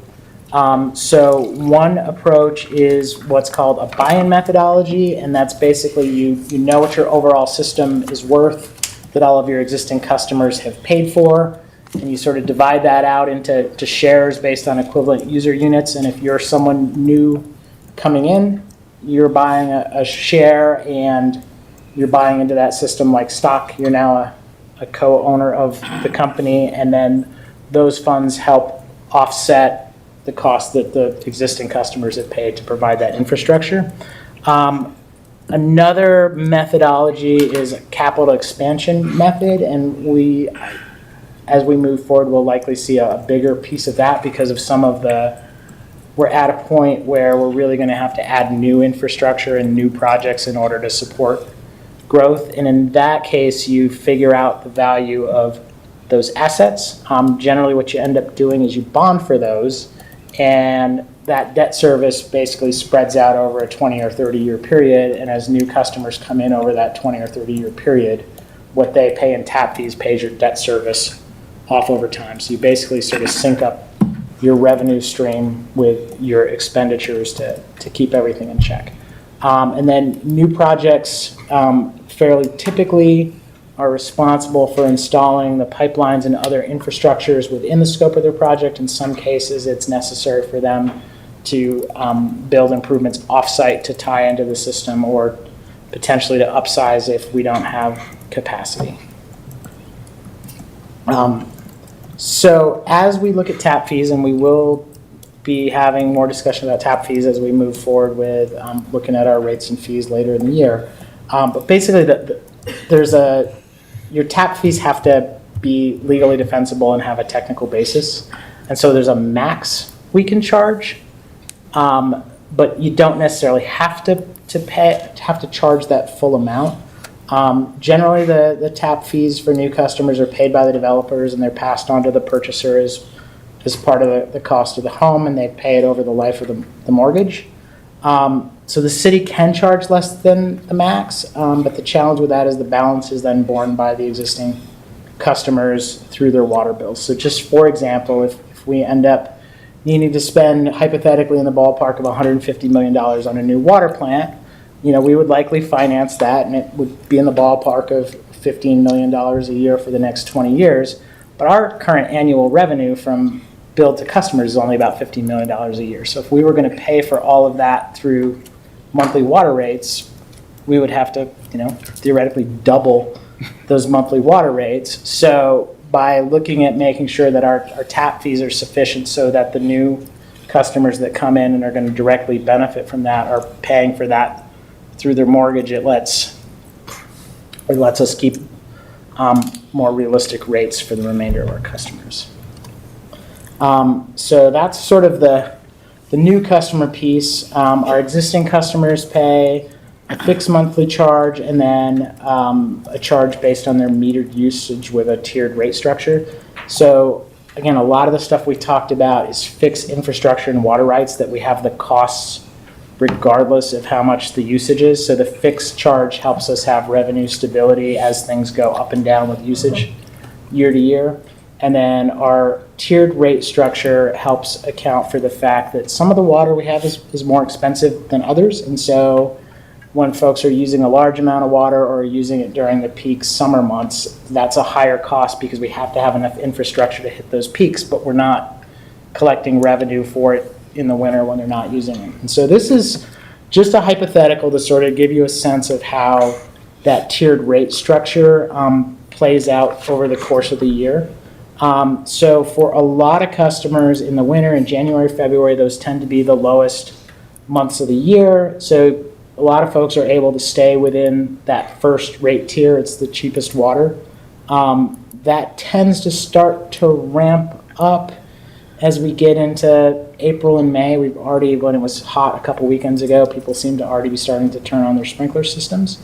As we get into June and July, we see more and more people that are actually getting up into like that tier 3 where they're paying even more, so the green on there. And ideally we don't see a lot of customers getting into tier 4 and tier 5, but we do get some of that. That sort of lingers through the summer, and usually it's first frost or Halloween or snow. People panic and turn off their sprinkler systems in the fall. We have definitely seen, as Mitch mentioned, that drifting of as temperatures seem to be getting warmer. People are turning on their sprinkler systems earlier in the spring and leaving them on later in the fall. And so, again, this helps us recover the expense of having capacity to meet that longer irrigation system, increased outdoor demand, while keeping water affordable for indoor use in the winter. So we are in the process of working with Raftellus Financial Consultants, who you've met previously. They've done some previous rate and fee work for us. They, I think, worked for most of the folks in the region to really take a look at updating some of the work we did previously. So refreshing our projected expenses, including our operations costs, our maintenance, our capital. We've seen some both cost escalation and changing in timing of projects. Working with our financial advisor to understand our debt service options and what that looks like. And then help us sort through our options related to making sure our projected revenues cover our projected expenditures over time. So that is underway, and we will have a couple touch points along the year, and ultimately that factors into our budget conversations, and typically we look to have rate changes go in effect January 1st. So again, they're going to be looking at rate structure, fixed monthly charges, usage charges, our water dedication, tap fees, and miscellaneous fees, and helping us understand our full range of options. So that is what we had for tonight. I know that was a lot, but just to sort of sum up, we are continuing with our operations and water efficiency. We will be back later this year if we need to look at additional drought measures as needed.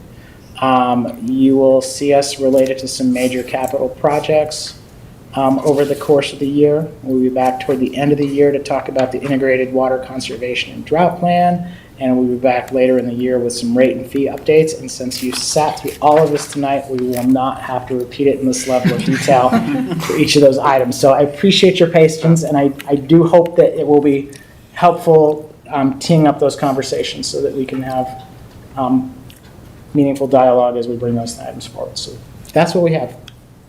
Awesome. All right, thank you. Any questions from council to wrap this conversation up?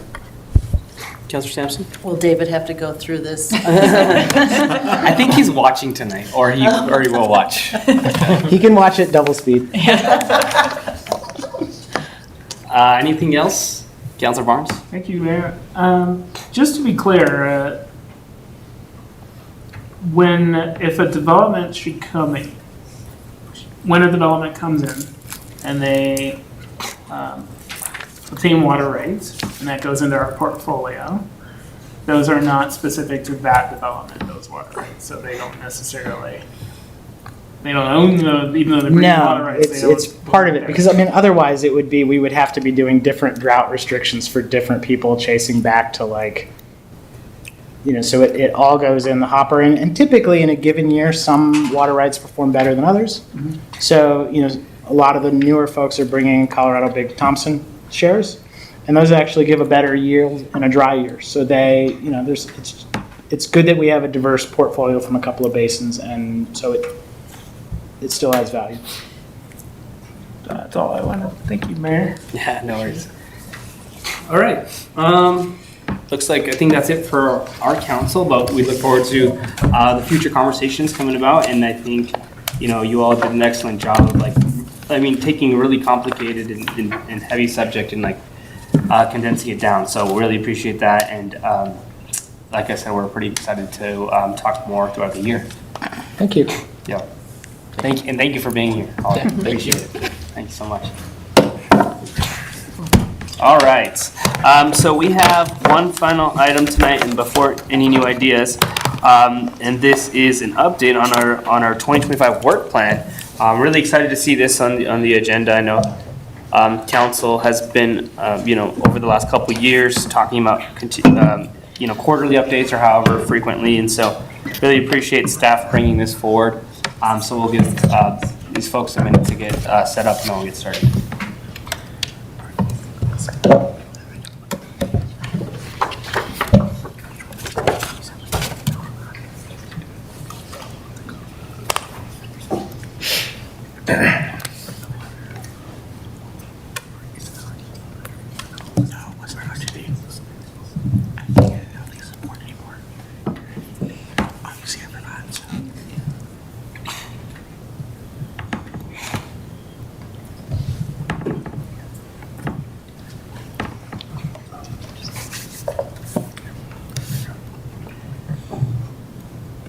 All right, thank you, Mayor. I will kick it off very briefly before turning it over to Alex Nelson, our assistant to the city manager.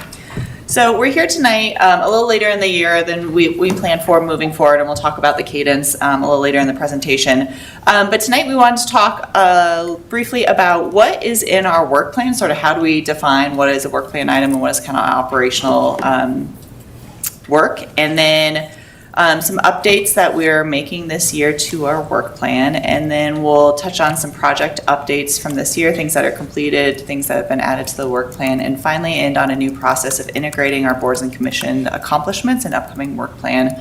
We'll also touch on kind of in the future how we're going to better align the board and commission work plan engagement into council retreats earlier in the year as well, since that is one of the process improvements that we've heard stemming from your last retreat. So with that, I will kick it over to Alex to start to talk a little bit about how we develop our work plan and some of the process updates that we have moved forward with this year. Wonderful, thank you. Good evening, Mayor and Council. Happy Earth Day to you all. So as shared, I'm going to begin with a brief overview of how what our work plan looks like, and then before we jump into some more detailed project updates. And so around this time 2 years ago, staff came to council in a similar setting and provided kind of a step back overview look at the work plan and really how the work is spread across the city. And at that time, we were really focused on kind of trying to encapsulate it in this lens of capacity, but through some further refinements with our department head group, we realized it's really more about talking about how the work is spread across the city and the types of work that each department does, and how that translates to what ends up on the work plan. Because you'll notice that a number of departments are, in a lot of ways, overrepresented on the work plan based on the work that they do, but that's because it looks different for each department across the city. So when we talk about the share of work, there's really those that are kind of more project focused, which is more of what you'll see on the work plan, that dashboard that's linked in your materials. And then on the other end of the spectrum, we have those that are operations focused, and a lot of the really predominant, their focus is providing the day-to-day services to our residents. So we're going to walk through a couple of examples of these three departments that are called out kind of key milestones along this spectrum to provide a bit of context before diving into the projects themselves. So beginning with the city manager's office, because it is one that is largely project focused. We do have, as you know, 3 FTE on this team, including the city manager, and our operations for this team really look like the supervision of department heads, supporting city council and providing budget oversight, coordinating the work plan and providing these updates to you all, as well as managing our mental health and human services grant program. As shared, the bulk of our work is focused on these larger citywide projects, including examples from the recent past, such as the regional minimum wage exploration, the space study that's now this capital bond exploration program, our inclusion, diversity, equity, and access strategic plan, shepherding some board and commission program revisions to bring before council, and as well as a newer initiative we're working on, really attempting to align a lot of the initiatives and actions outlined in our various strategic plans, and then reporting those all to improve transparency between staff, council, and the community. Moving to the middle end of that spectrum between projects and operations, we have our information technology team, a mighty team of 7 whose operations really look like, probably no surprise to you all, providing technical support to our city staff. And that covers everything from the computers in our police cars to the servers at City Hall, the connectivity of our water treatment plants and service center, and everything in between. While doing that, they're also attempting to make sure that our software is updated and upgraded in a way that's functional and secure, as well as monitoring all of our equipment to make sure that it's functioning and meeting the needs of our various facilities, systems, and teams across the city. However, they also play a really critical role in a lot of our city projects. You know that we've undergone a number of new kind of software implementations. Most recently, our biggest project was the payroll and human resources system that launched the fall of last year. And now we're undergoing this community development review and permitting software that's underway. And they provide a really good lens and support for those project management functions, not only because of the software component, but because they do work with each team across the city. They have a really thorough understanding of the needs and the functions of each of our departments. In addition, they manage some larger one-time projects, such as the installation of fiber that's funded through ARPA to connect our city facilities to that fiber optic network, as well as generally consulting on other internal service projects because of their expertise and understanding of the work at the city. And so what you see there on the bottom is a snapshot from an average day about 2 to 3 weeks ago of kind of their request load. You can see they have, and these are requests that come from staff across the city seeking assistance. And so on this given day, they were at about 70 open requests. 2 of those were on hold, 4 were in progress, 8 were scheduled to be worked on, and then just over 60 were assigned but not yet started. And so again, this is kind of their average workload in terms of providing those day-to-day functions and support, and that's generally covered by about 2 of the 7 FTE. But should those numbers increase, they'll kind of fluctuate from and transition from that project support to supporting the operations and tech support across the city to make sure those needs are met first. And then finally, on the other end of the spectrum, we have our fire department, one of our largest departments. We could also probably include our police department here and even our public works teams and community service staff.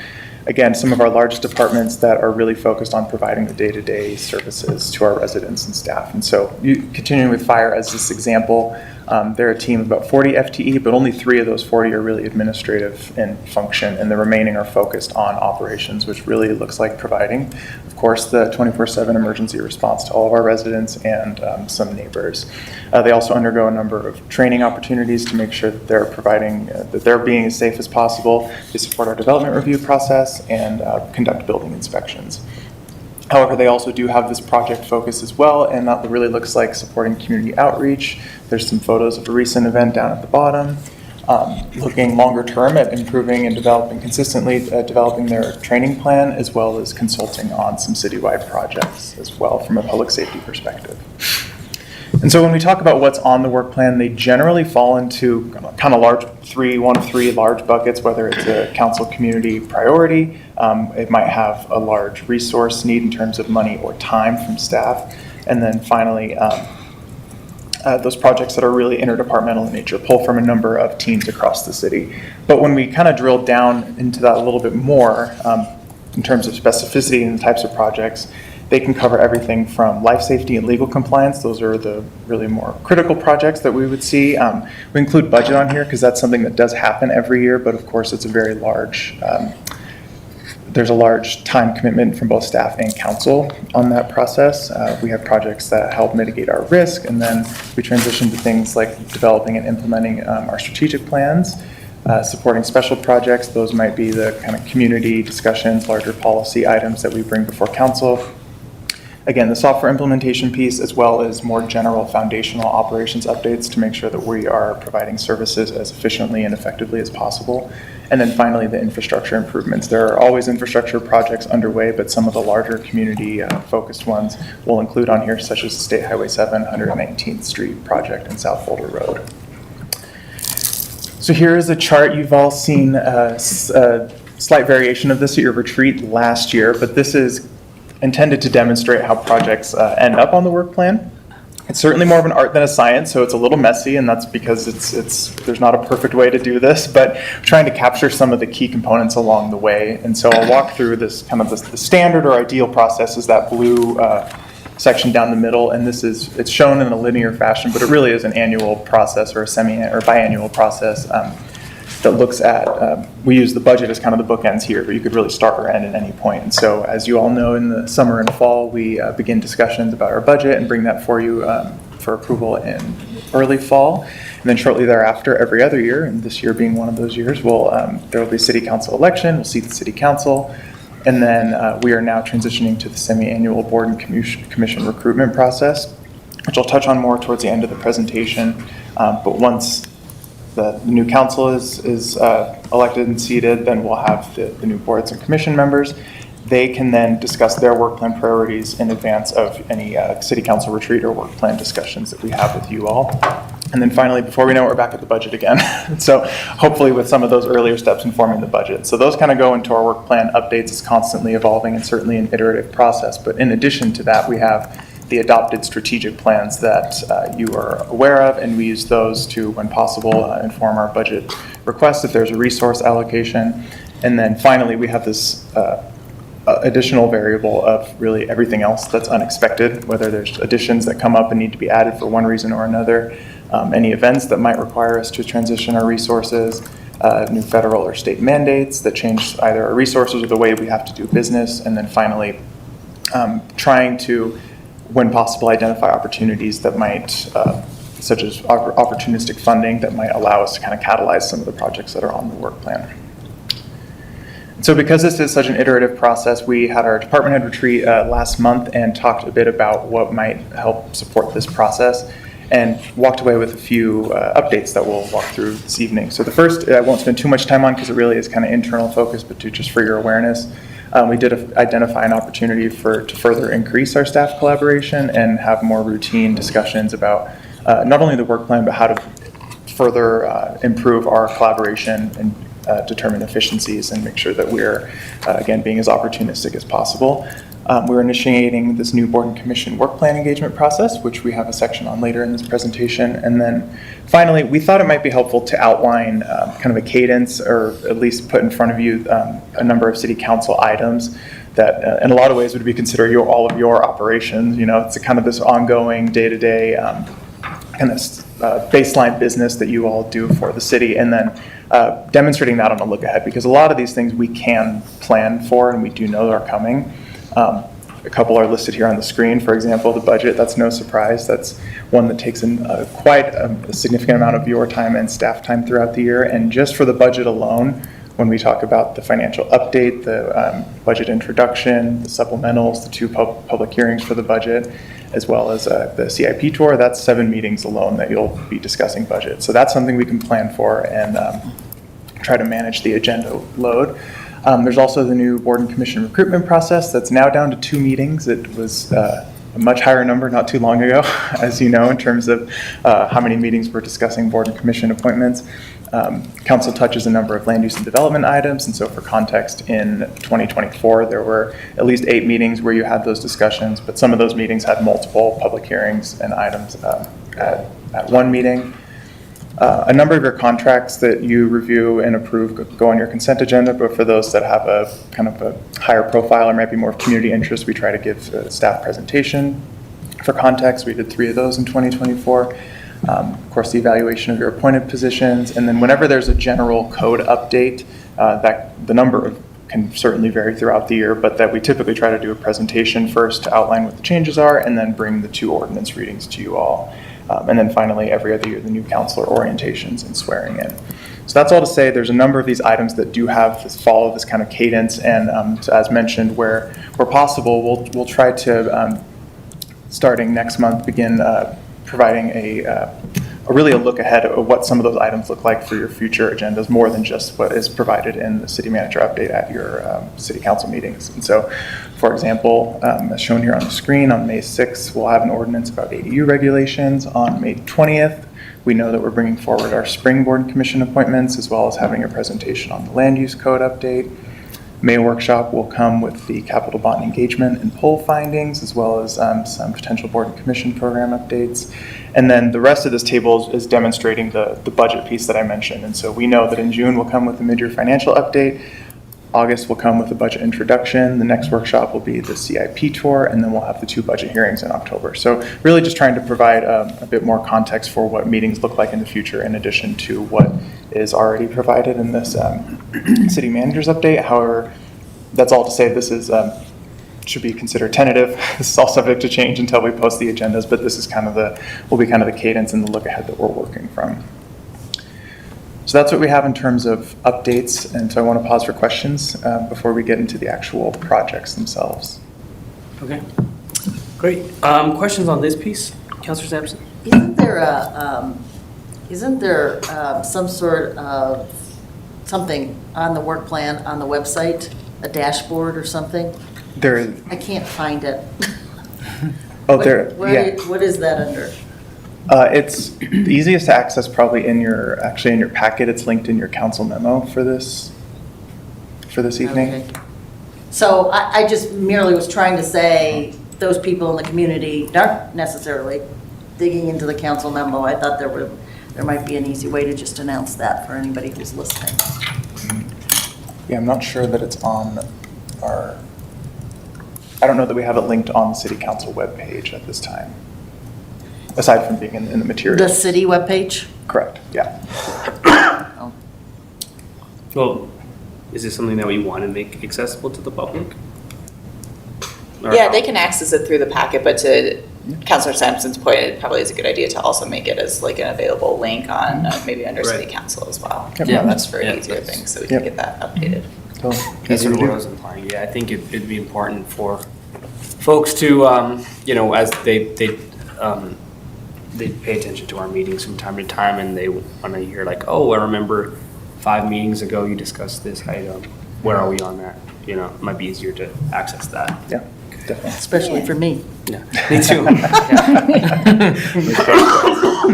All right. Other questions? Councilor Blas. Thank you, Mayor. I was going to ask that question. So thank you, Councilor Sampson.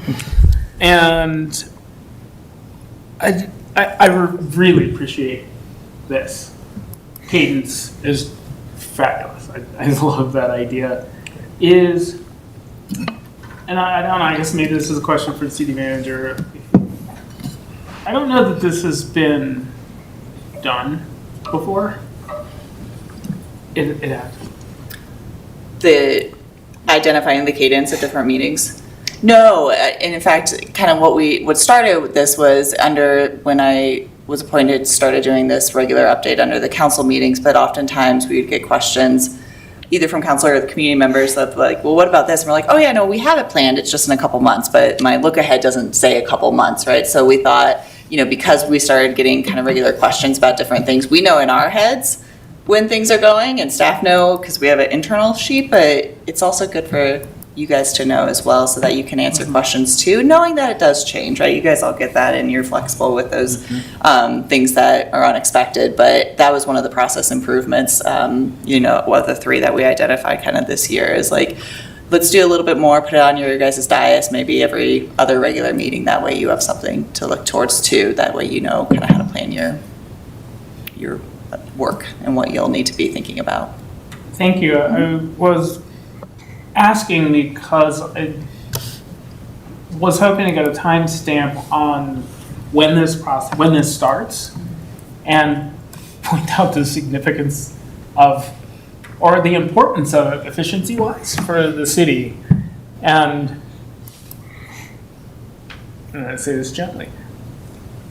I feel like it might be a significant improvement over how the city has functioned in the past as or not just a justification, but for support for continuing it moving forward. And if there were a timestamp in the past where we could say, these are the things that if we understood a cadence, these might have been handled more efficiently. And I don't know if there is a time in the past that at some point could be associated with what we're doing now to say, this is why we're doing this for counselors, moving forward. So counselors, so you understand the significance of this. And historically, we've had issues because there was no cadence. The council would show up and we were like, we're doing what? Because, we didn't know that was what should be expected at the time. So I guess that's just my comment. All right, and I think now we're going to get into more of the specifics. Yep. Thank you. Yeah, thank you all. So now we'll get into the projects themselves. Almost all of these are, I think all of them were more summarized with some additional detail in your packets, but we will just highlight some key project updates in the presentation. So beginning with some celebration of projects that are now complete, I want to start by mentioning our new citywide training plan. This is a plan and will continue to be ongoing in terms of implementing it, but last year some city staff, predominantly our deputy city manager and HR staff, worked with a larger staff group to identify a list of competencies that felt critical to success as an employee at the City of Lafayette. So this was a very tailored process and use those competencies to build this kind of annual training plan that's focused on providing a number of opportunities, those that are tailored just to supervisors, those that are open to all staff, as well as kind of a cohort-based leadership model. And so, again, this is a plan that is now in place and will continue forward, but the photo down there in the middle of the slide is a photo from staff who completed the first cohort kind of leadership 3-part training. So that was a really exciting opportunity to get staff from across the city into one room and be trained on a consistent leadership approach and just to support the way that we do business here at Lafayette. Next, also very exciting, is the new employee handbook. So that's pictured there on the right of the screen. Our previous handbook was from 2012, and so as you might imagine, a lot of things had changed throughout the time, and the change was really catalyzed by this new HR and payroll system. We had to work through some new policies, and that is now all codified into one document that's available to all staff. And that launched just a few weeks ago and was made available to all staff, as I mentioned. So really exciting kind of moment here, at least internally. And then finally, I won't spend too much time on it because you are all very well aware of our Old Town Tomorrow Lura transition project, but That project is now complete. The DDA has been seated and had their first meeting last week, and they'll continue guiding the development of our downtown for the next 30 years. So a really exciting moment in our history. An even larger number of projects have met pretty significant milestones along the way, so I'll walk through those briefly here. The 119th Street and State Highway 7 intersection is effectively complete. They reached substantial completion at the end of last year, and staff are now just finishing some inspections and project closeout with CDOT. Our 88 transition plan, we have a contractor secured for that with work underway. Permit software, as I mentioned earlier, that's the development review and community permit software. That's another example of a very large interdepartmental city project that's underway. We had a kickoff meeting and that work is happening. Our fiber backbone installation, the design is underway. That's one of the 2 ARPA-funded projects that are here on the screen, and the second is the Starkey Building renovation. So you've likely seen the construction that's underway on Public, just near Festival Plaza, and that's scheduled to open in June for the June Art Night Out. We're undergoing a recreation fee study this year, and that contractor has been selected. And then we are also building the city's first ever inclusion, diversity, equity, and access strategic plan. The month of March was a really big milestone for that plan. We held over 15 sessions, including city council interviews, sessions with boards and commissions, and staff to work on identifying some of the priorities across the organization for that plan, and now working on refining and assessing all those to build out recommendations. Land use code rewrite, also a very large project, and roughly 2/3 of those code updates have been drafted and are either under review from the community right now or staff, depending on where they fall in the process. And then finally, the water efficiency and drought plan, which you heard about earlier this evening. There were also a number of project additions. First and foremost, the 701 Pocket Park, which again you heard about this evening. And then we have our capital bond exploration. That's a big effort underway right now, and engagement window is currently open. We'll, as I shared a few slides earlier, we'll return to you at your May workshop to talk about the findings from that engagement and the polling process. And then in tandem with that, we're also working on developing a kind of internal focused facilities strategic plan, really just to make sure that we have a thorough and consistent understanding of how the city invests in and maintains our city-owned facilities. And then, no coincidence, or perhaps a coincidence, that it's Earth Day. We have a number of sustainability items as well. The first is our DRCOG Climate Action Funding Implementation and Program Support. DRCOG, as you know, received a very large infusion of funding to support climate action in the region, and our staff are really diligently involved with that, not only serving on committees, but to help kind of tailor and identify the funding opportunities, but going after those that work and make sense in alignment with our climate action plan. And speaking of the climate action plan, there were 7 kind of high-cost items in that we're working with a consultant team to cost those out and get a better understanding of how much it'll cost the city to implement so that we can plan resources effectively in the future for those. And then the final sustainability item is our greenhouse gas inventory. You know, the city generally conducts one of these every 3 years to inform our the greenhouse gas emissions within the city. And up until this year, it's been done using an external party. However, this year is turning to being done in-house with our sustainability team. So that is an exciting kind of transition and bringing that expertise in-house. And next, you're aware of our community services department. This is what is now taking the functions of what was the Parks, Recreation, Open Space, and Library departments under one department. And so we're working on a lot of transition and change management internally, as well as a couple of community change management and transition pieces, really just to communicate what this what this looks like and what it doesn't look like for our community and services. Police collective bargaining, that's a new item that's, as you know, was referred to the voters last year and approved by the voters. And so we're underway preparing for that in advance of our budget discussions. And then finally, the strategic plan alignment. That's what I mentioned earlier in the presentation about really looking at the initiatives and the actions identified in our various strategic plans, because we have many across the city, identifying areas and opportunities for alignment, and then ultimately reporting on them to improve transparency.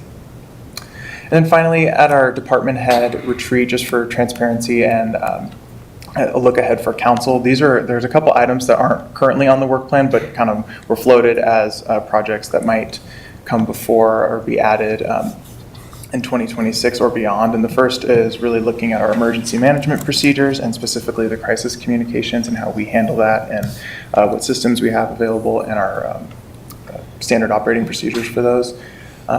Our comprehensive plan will be 5 years old next year, and so looking at what an update to that might look like, and then updating our existing parks, open space, and trails strategic plan to be a broader community services strategic plan, as well as developing a golf course management plan. One more brief section after this, but I'll pause for any questions on the projects. Questions on some of the ongoing projects? Councilor Barnes? Thank you, Mayor. This question came up, I forgot to write it down. The revenue sources for the enterprise, the golf course enterprise. I think up to 10% of it, I think it was up to 10% of revenues can be external. Are we at that 10% or like no? No, we don't subsidize the golf course currently, so in order to maintain that enterprise status, you could, but currently the general fund doesn't provide any support. It is solely funded through user fees. And is there anything outside of what we're currently doing that could be an external source to the enterprise? So by accounting standards, and especially if you want to issue debt, like if you were to receive a large grant, you can.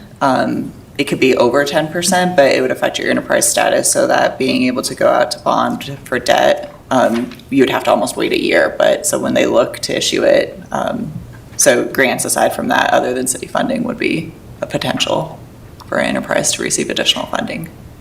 Okay, that's the only, okay. I was just thinking of I was wondering what those 10%, what could qualify as a revenue source that is not the enterprise itself. It typically means general fund money going into that enterprise to help self-support it.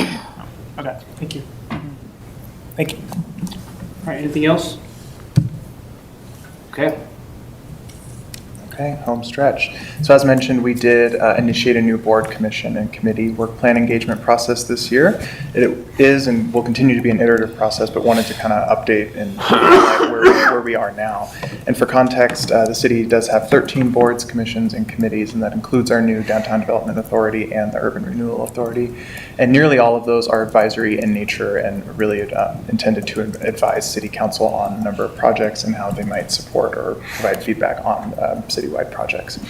And during your retreat last year, there was a goal identified of really refining the different components and specifically the City Council, board, and staff work planning processes, ultimately with the intent of improving alignment and increasing consistency about how the city does this moving forward.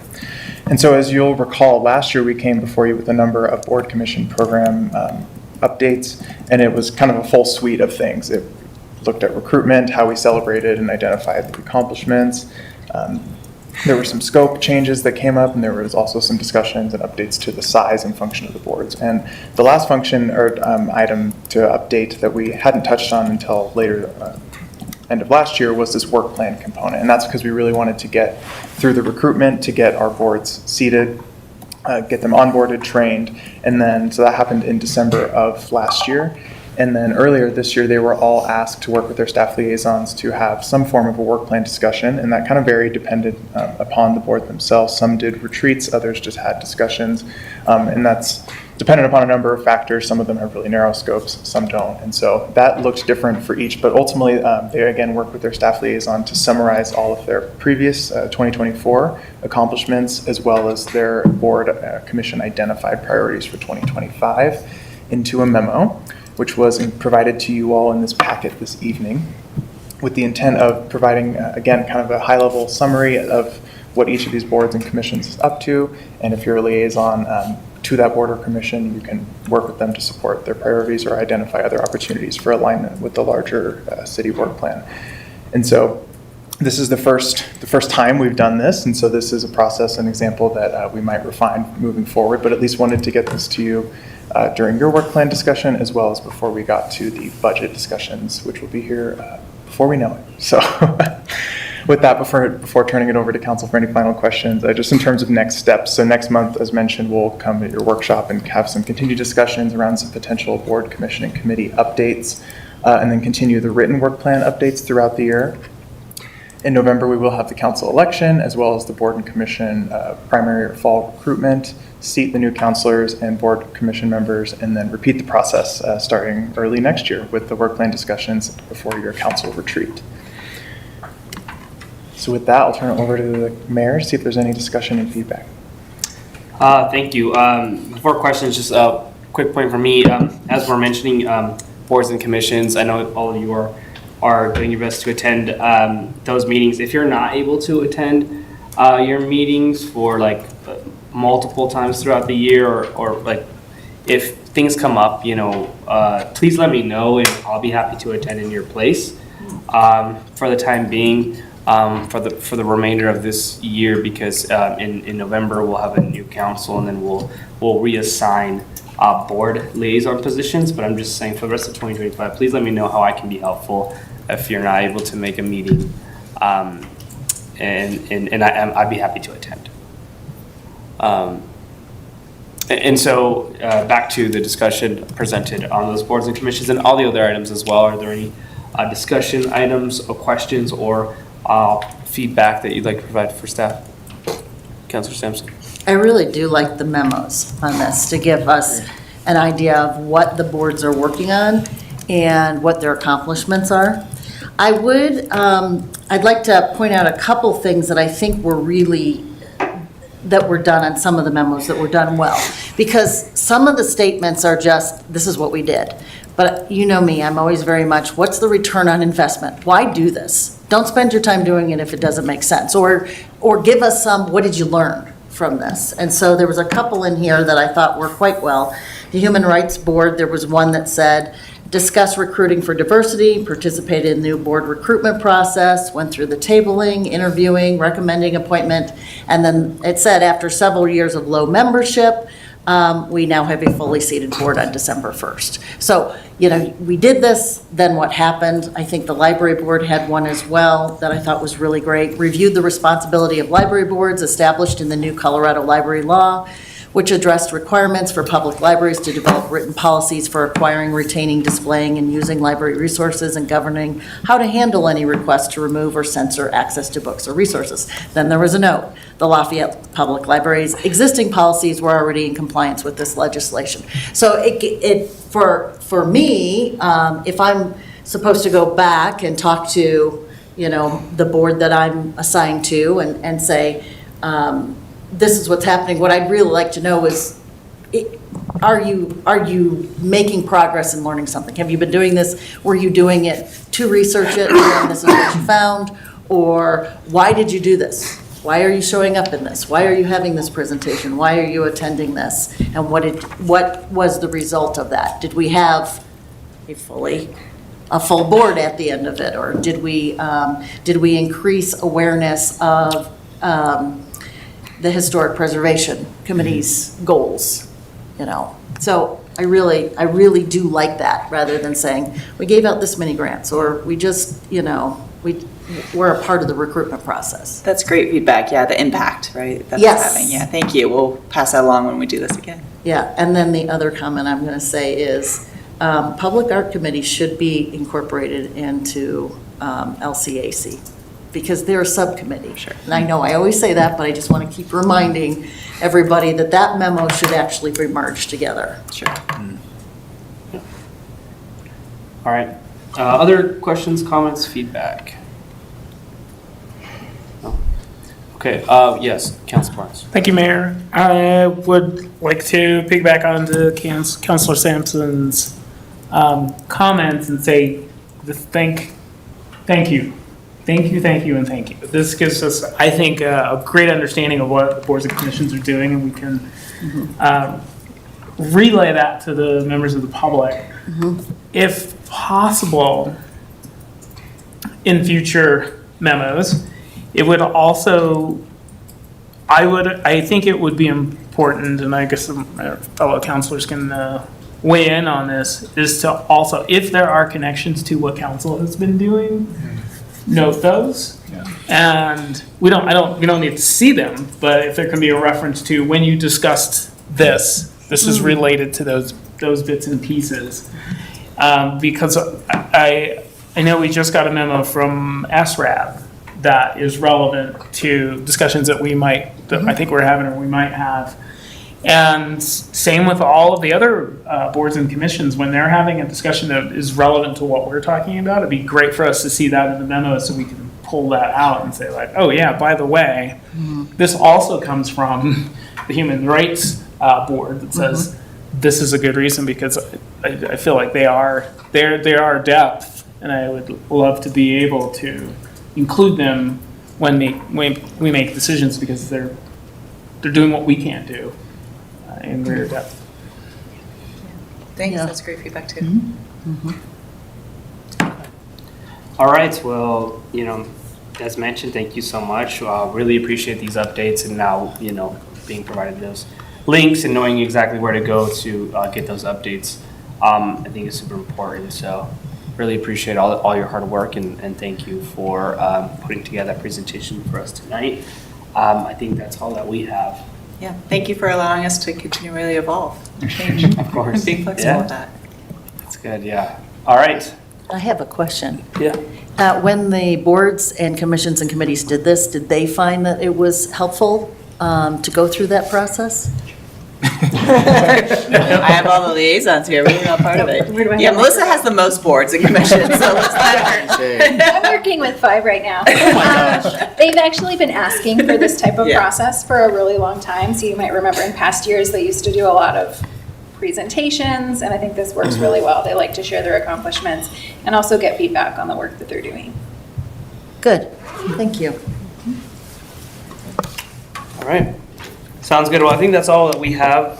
So we'll conclude that item there, and then just wrap up. I didn't, with new ideas, I did not hear from anyone prior to the meeting. I do believe Councilor Friedland does have an item, but I think he'll bring that up when he's in person. So does anyone have any updates or new ideas that they'd like to bring up at this time? Councilor Sampson? I have a new old idea. Okay. I can't remember if I actually presented this. It would have been like 3 or 4 years ago, or if that was a dream. I know myself, I might not have brought it up while we were going through other things, but, so our sign code, I just look at it, and I thought I brought up the question previously, and I'm going to bring it up again. I wanted to know if we've gone through a legal review to make sure that it is the most up-to-date according to basically court law. So there's been a lot of court cases that have come up. I look at our code, and it looks like the last time it was updated, and some sections were 2019. But I also see some things in here that I believe don't align with some of the court rulings. And so I was wondering if we had done that in a while. And again, I probably didn't bring it up. I wasn't here 3 or 4 years ago. That's what I mean. I was like, so you dream would or know. not, yeah, I don't know. It's getting updated to the land use code, though. So right now, we've got module 2, which includes their suggestions for the sign code, and we're reviewing that. But if you have specifics that you want us to be careful about, that you know have changed legally, then certainly get that on our radar. But Elizabeth Garvin, one of our project lead for that, is also an attorney. So between her and Mary Lynn, I imagine we're on a good place, but more eyes the better. Okay, Yeah. so it is, so they're going to go through and make the Yes, changes? yeah, it's all part of that update. Yeah. Great, thank you. You're welcome. All right. In the future, I think that these just please let us know if you want to bring up anything during this time. And I think other than that, I don't know if we have any other items. So, meeting adjourned. Thank you so much.